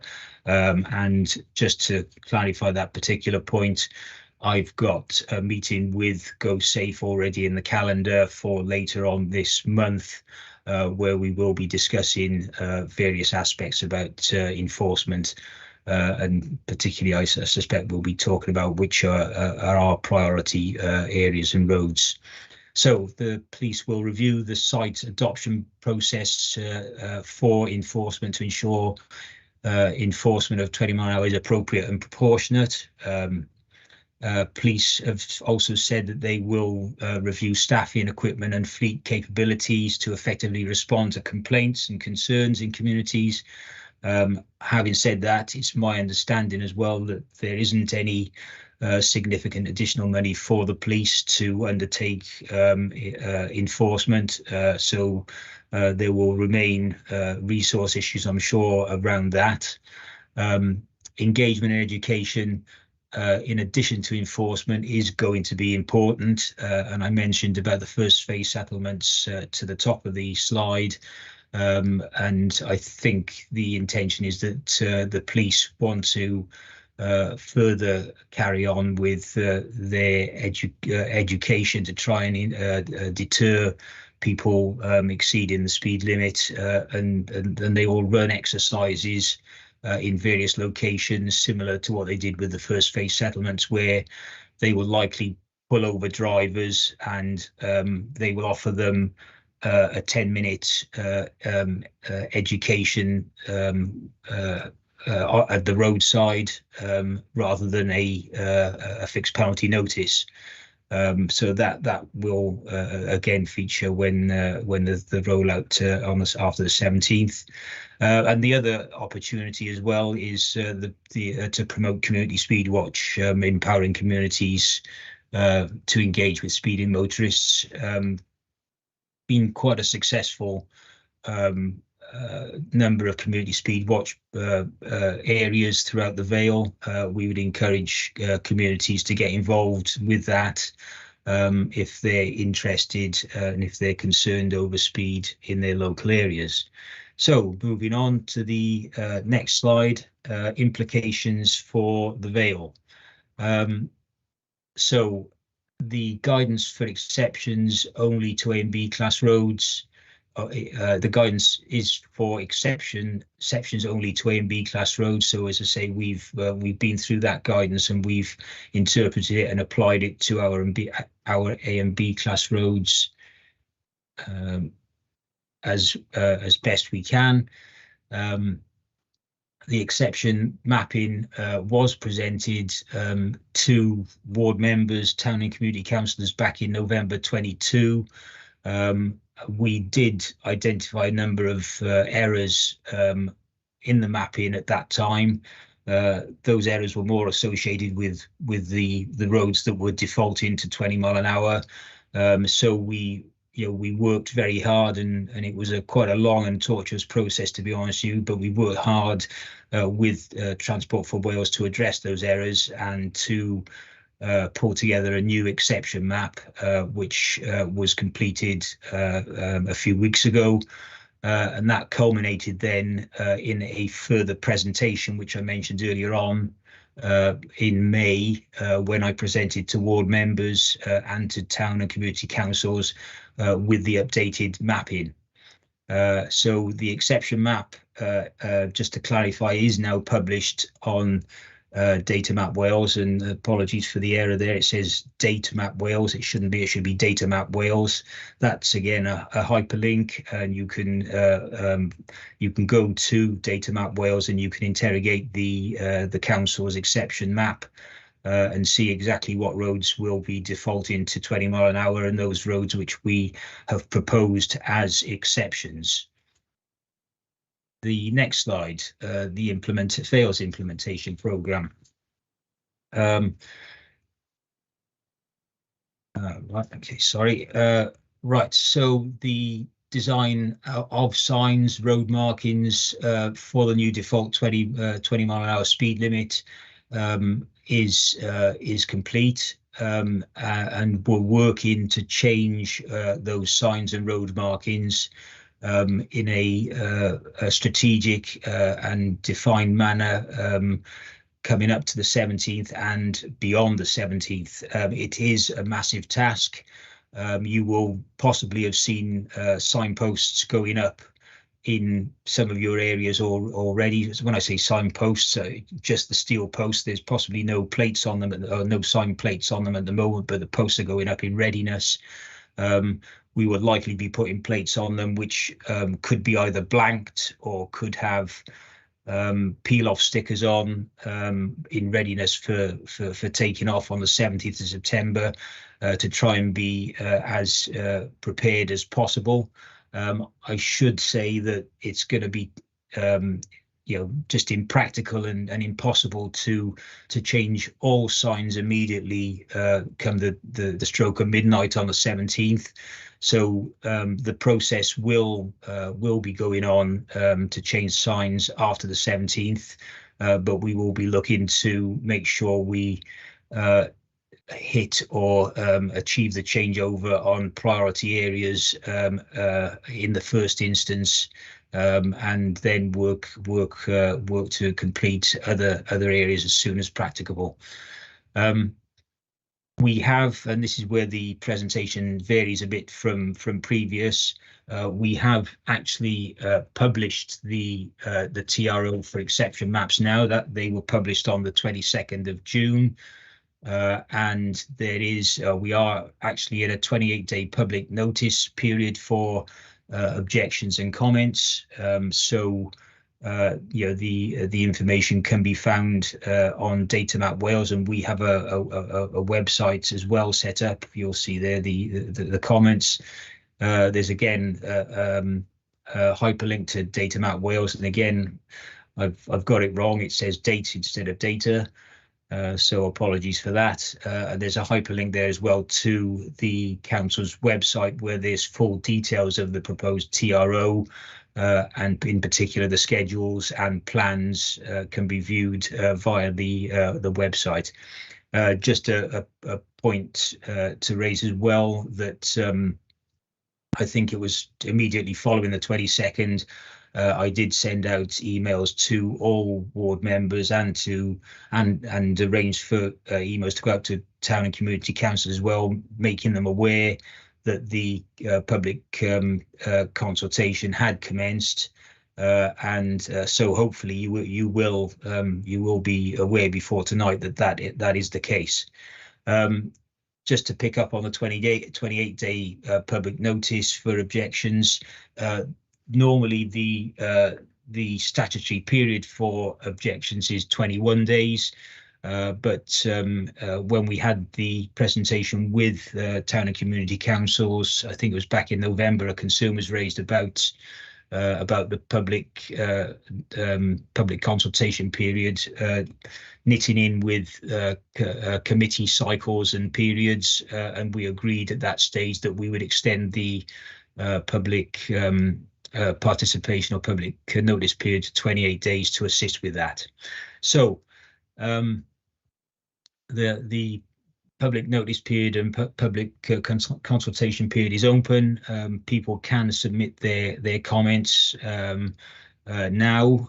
We will be compiling comments, objections at the end of the period, and I think it's the 19th, which is when the 28-day period ends, 19th of July.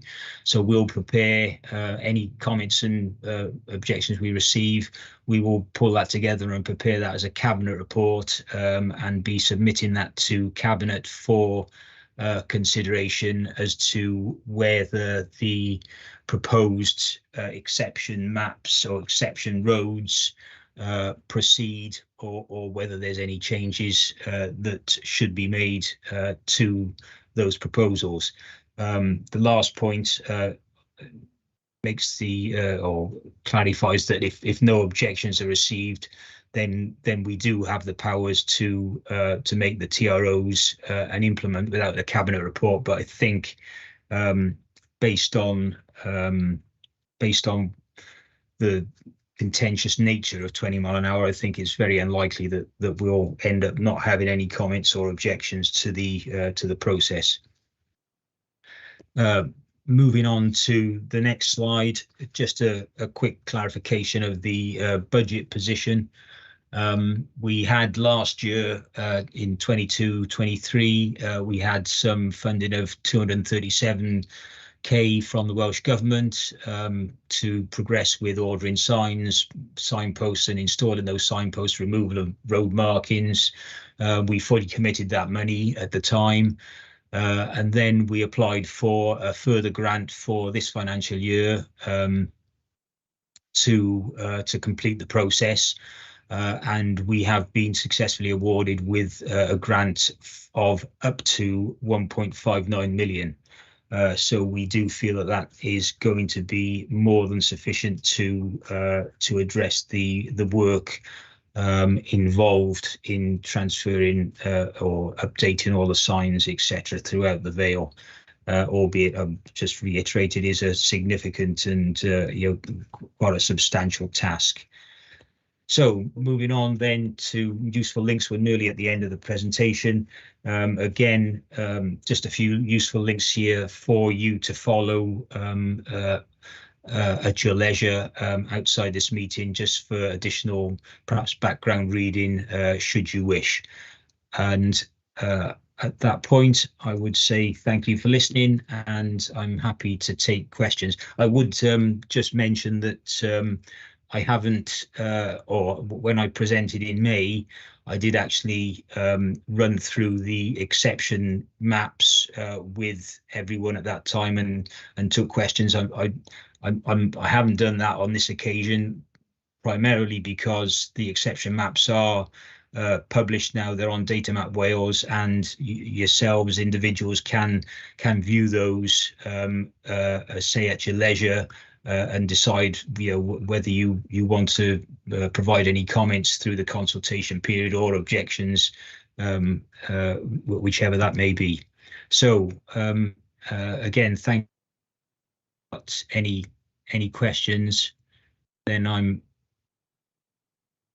happy to take questions. Lovely. Thank you very much, Mike, for that report.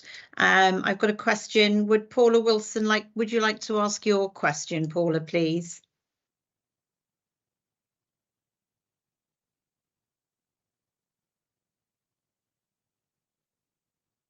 You're muted at the moment, Paula. Are you able to unmute yourself? Shall I move on to? Yes. Can you hear me now? Oh, there we go. Hello, Paula Wilson, Langan Community Council.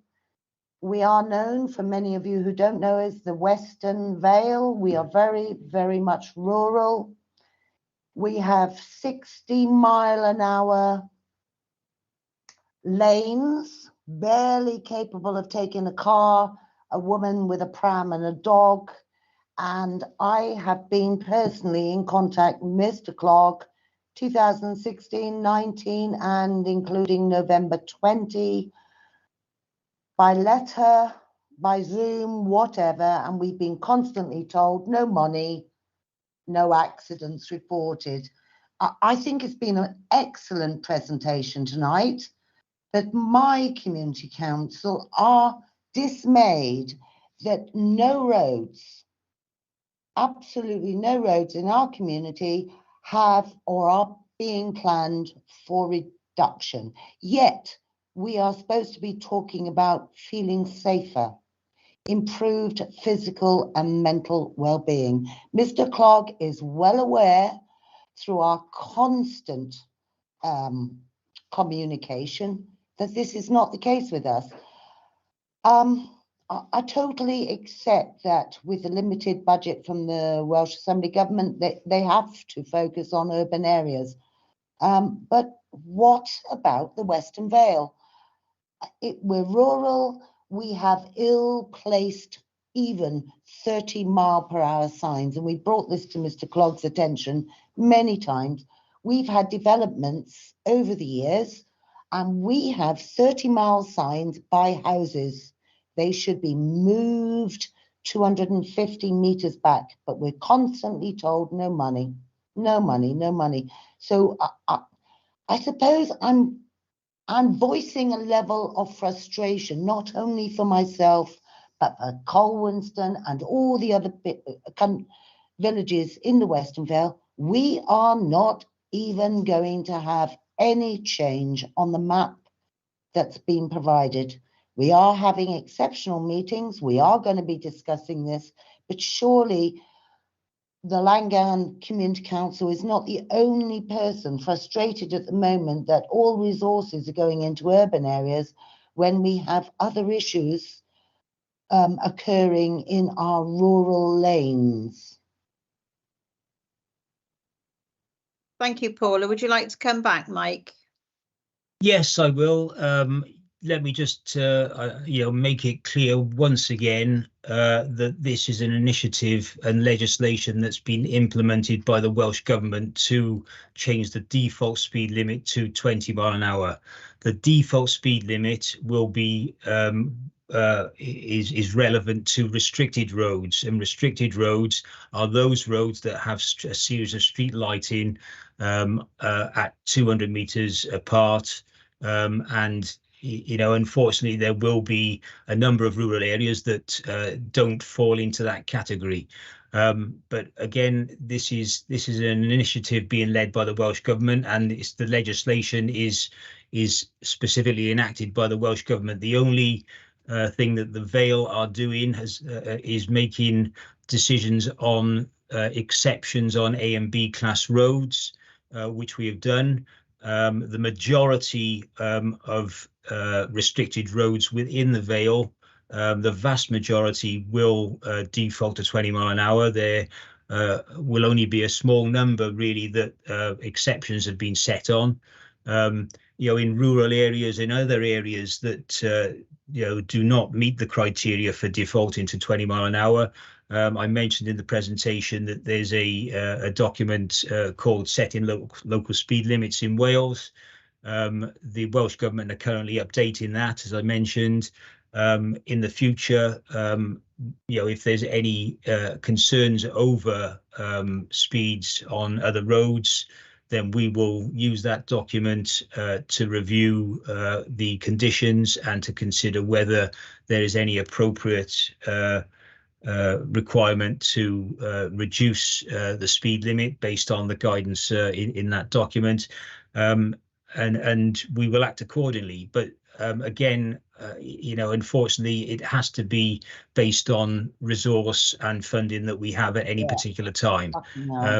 And we do base our funding on on areas that have the most risk. But we are able to look at that in the future, but this meeting is specifically to update you and clarify the position with 20 mile an hour, or the 20 mile an hour default. I hope that helps to explain the situation. Thank you, Mike.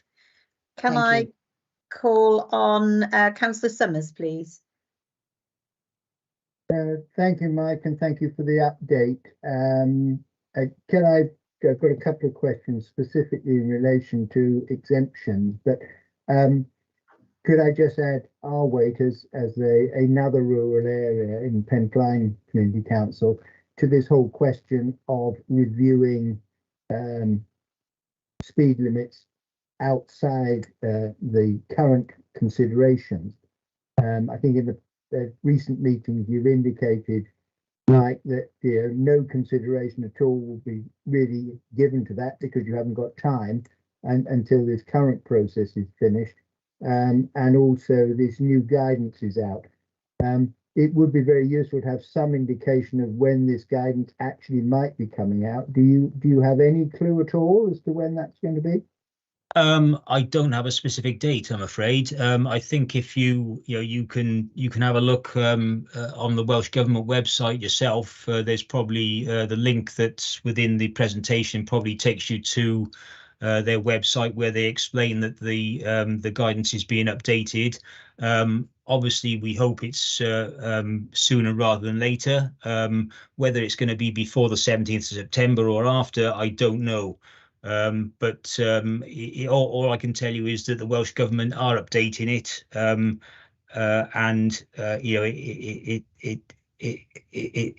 I'm assuming it will be this year. Okay. I don't know the exact date when it will be published. Yeah. Thank you for that. I mean, obviously, as you said, you're unlikely to be able to do anything before the 17th anyway. Just moving on to in the current situation, you've now published these maps on the 22nd.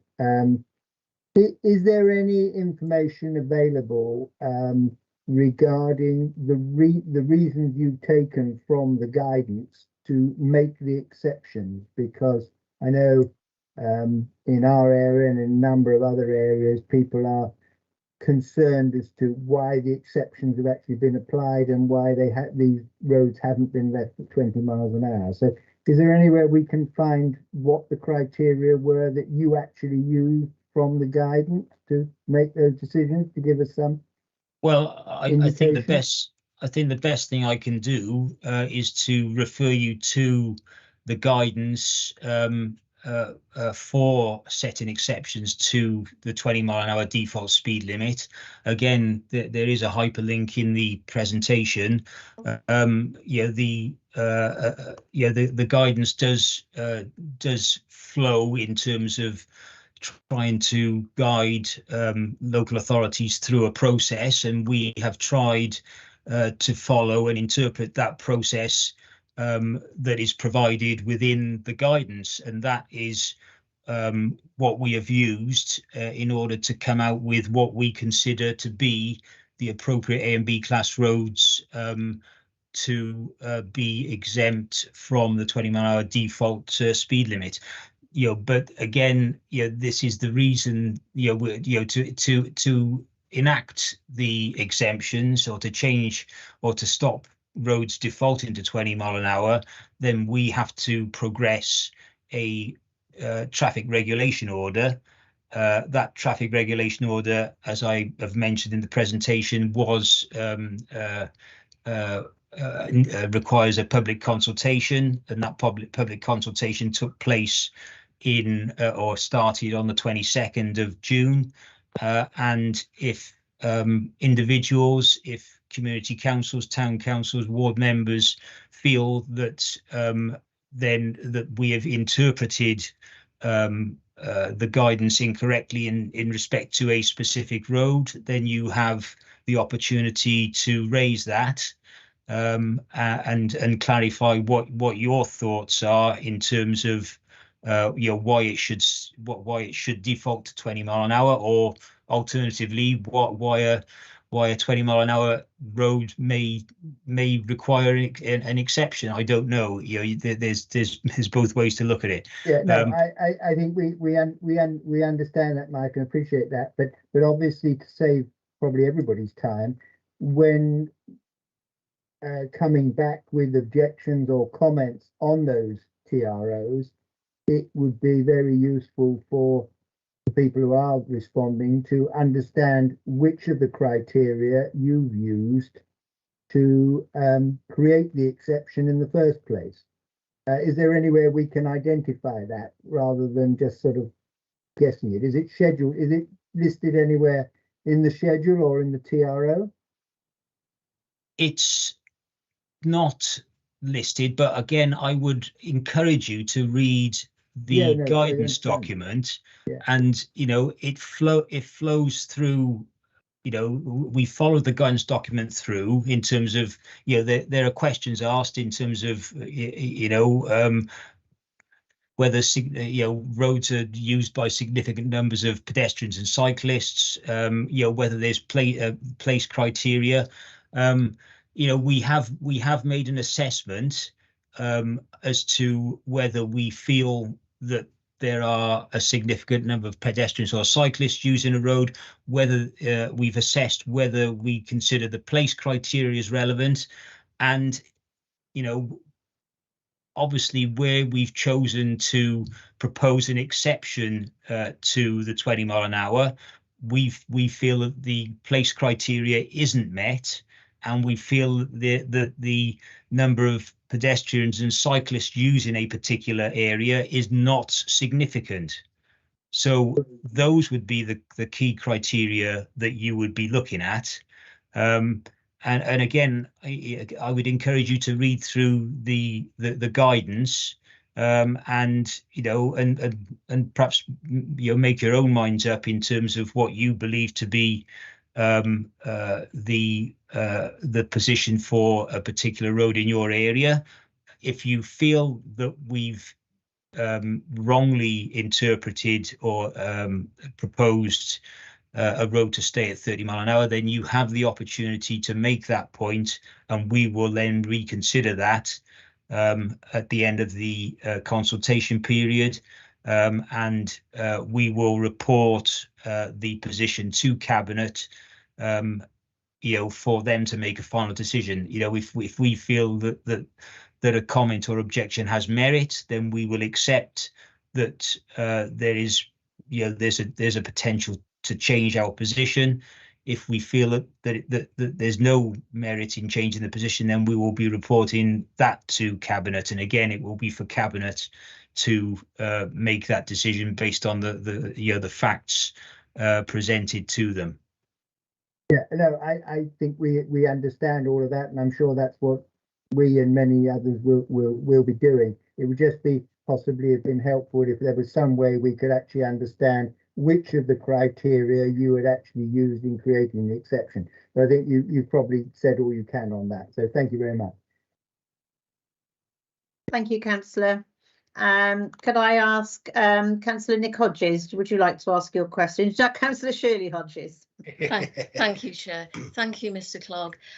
I fully support the legislation and the change of attitude towards speed, but not all political parties are on the same page, and the people who get to run, or the politicians who get to run the Vale, can regularly change hands. And if you get a party running the Vale who disagrees fundamentally with this legislation, how much power would a cabinet have over watering it down or changing it? Thank you. There has been no political interference in this process. The legislation has been set by the Welsh Government. The majority of roads that will default to 20 mile an hour, will do so because of the Welsh Government legislation, and that's nothing to do with the political position within the Vale. The only decisions or the only impact that the Vale has is in relation to setting exceptions to the 20 mile an hour limit on A and B class roads. And the number of exceptions compared to the number of roads that are actually defaulting is a very small number, I would suggest. If you go onto the Data Map Wales website, and you look at the different colours of roads which are defaulting and those which are exceptions, by far the majority are those that are defaulting to 20 mile an hour. In terms of setting the exceptions, I can tell you now that the exceptions that are proposed as part of the traffic regulation order, which is now out to public consultation, we have reviewed that and gone through the guidance as technical officers, and there has been no discussion with politicians regarding those exceptions. It's what professional officers have determined and interpreted through the guidance, through using the guidance to put forward the proposals for the exceptions that you will see before you as part of the public consultation. There is a process for Cabinet to play in making the final decisions. We as professional officers will obviously provide recommendations based on the comments and objections that come forward in the public consultation. And we will do that in an impartial manner based on the technical position for each road and the evidence presented to us. It will be for Cabinet to make the final decision, but I hope they follow. They follow the recommendations and they follow the evidence that will be presented. Thank you very much, Mr. Clark. I think my concern is that if there was a change of leadership at some future point, what powers they would have to change or water down this legislation. But I suppose it's early days and maybe not be able to answer that, but thank you. Well, I have to come back again and say the legislation is Welsh Government legislation, and the Vale members, they can't change the Welsh Government legislation. So, if there is a change of cabinets in the future, then the legislation is Welsh Government led. It would have to be changed again by Welsh Government to change it from 20 mile an hour to whatever. The only control we have over the Vale has over setting speed limits is doing so through traffic regulation orders. And if we were to do that on any part of the Vale's local highway network, we would follow the guidance setting local speed limits in Wales, which is due to be revised by the Welsh Government. And there would be, and again, there is a consultation process involved in any change of speed limits, should that be proposed or put forward in the future. Okay, thank you, Mike. Thank you, Shirley. Can I ask Councillor Wilson, please, to ask his question? Yeah, thank you. And can I thank Mike for his presentation? I've seen it before, but nevertheless, it was excellently put, and I know you've answered the questions really well. I just want to add a few points, to be honest. We had a report came to Cabinet this afternoon, which I presented, and there are some relevant bits in here which I think will answer a lot of the questions from our town and community councillors. notably on page 5 of this cabinet report, in relation to paragraph 2.4.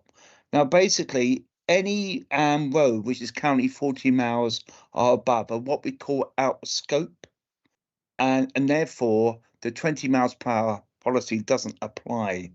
But from the 17th September, after 17th September, there'll be revision, as Mike rightly said, called Setting Local Speed Limits in Welsh Guidance. That will be the new guidance that will be published. That could give some hope for certain areas of town and communities which are obviously concerned with speed in their local areas. That may give you some comfort. Obviously, we're going to be waiting for that guidance to find out what we can do. But I can honestly tell you that it will be very objective. We will be very objective on this, and we obviously look at data, as Mike rightly says, to determine any change, if any change, that will occur in any particular area. On the following paragraph on 2.5, this is basically the setting exceptions, and this is very vital, and it follows on for 2.6. Exceptions, basically there's a criteria whereby perhaps speeds will stay at 30 miles per hour rather than automatically drop to 20. And the criteria, which obviously Mike has used and other traffic officers have used underneath him, would be things like lower density of housing, absence of schools and hospitals, and other locations where not significant numbers of people on foot or cycle using the road and are generally not required to mix with traffic. Additional details on certain exceptions is provided on the Welsh Government website here. So there are hyperlinks on this document. This document obviously is published. It's in the under meetings and agenda on Cabinet report. It's very easy to find. I would urge people to find it, especially when they want to make representation to the new traffic road orders, and they want to obviously, are not happy with what's being proposed. Please use the objective criteria, and we will listen. Now, obviously, as a cabinet member, I will then get a report from Mike and his team in early September, where the results of these consultations will come out. I'll obviously look at it objectively to see what he recommends, and then we take it from there. So this is we're still very much in the consultation phase, but I urge town and community councils that have got concerns to the exceptions to make your comments known. So thank you. Thank you, Councillor. That was helpful. And Councillor Ian Perry, would you like to ask your question? Yeah, I won't repeat myself on the issues with St Nicholas and that exemption there again. So I'll let you off that one, Mike. But the legislation does mention the strengthening of enforcement. And again, my communities suffer with people travelling in excess speed above the current speed limit, as do other parts of the Vale. Will we, like other parts of South Wales, see more average speed cameras introduced in villages and other urban areas where there is a high degree of excess speed? Thanks for the question, Ian. Glad you don't want an answer on St Nicholas again. Gone into significant detail in writing on that one with you. Listen, speeding issues are a significant concern throughout the Vale. We recognise that. We have the concerns raised on a daily basis. The council is not responsible for enforcing speed limit. That falls to the police, and Go Safe or manage and operate the mobile speed vans. As I mentioned in the presentation, I'm not aware of any additional funding in terms of police enforcement. It may be the case that the council can look at average speed cameras in the future, but I would make it plainly clear at this particular moment we do not have funding or any significant funding to implement those measures. And as far as I'm concerned, I'm not even sure whether the backroom arrangements are there in place for us to tap into to manage any average speed camera enforcement at the moment. And you can imagine that, you know, the call for average speed cameras throughout the Vale, should they be available, will be overwhelming, I think probably is the case, because every community, and I can assure you every community throughout the Vale has at some stage raised a concern over speeding.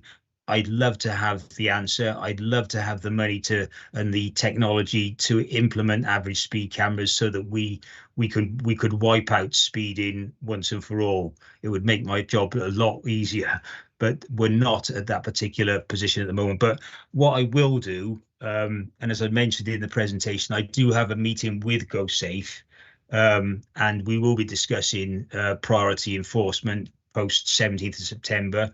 I will be discussing with them average speed cameras to understand the technologies available, and how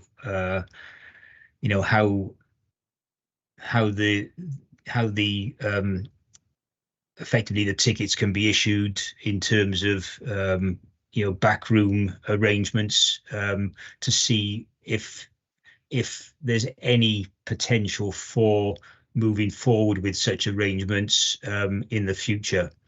But I need to, I do need to be clear that at this present moment in time, we just, we're not aware of any funding to implement these sorts of measures. Thank you. All right. Okay, thank you. I can't see any other hands up. Are there no other questions anywhere? So it just leaves me to say thank you very much, Mike, for doing this presentation again for us all. And could I ask a Vale councillor to move and note this presentation, please? Lovely, thank you, Councillor Haynes. And have I got a seconder? And Councillor Wilson. Thank you very much. Thank you, Mike. So, thank you, Sandra. So that brings us to the end of our agenda tonight. Can I just remind all councillors that if you have got a request for consideration that affects all our communities, would you like to get a consideration form from Democratic Services? And then the date of the next meeting is on the 5th of October 2023. And can I thank you all for your attendance here this evening? Good night. Thank you. Good night. Thank you, Chair. Bye, Chair. Good Thank night. you. Thank you, Chair. Bye all. Thank you.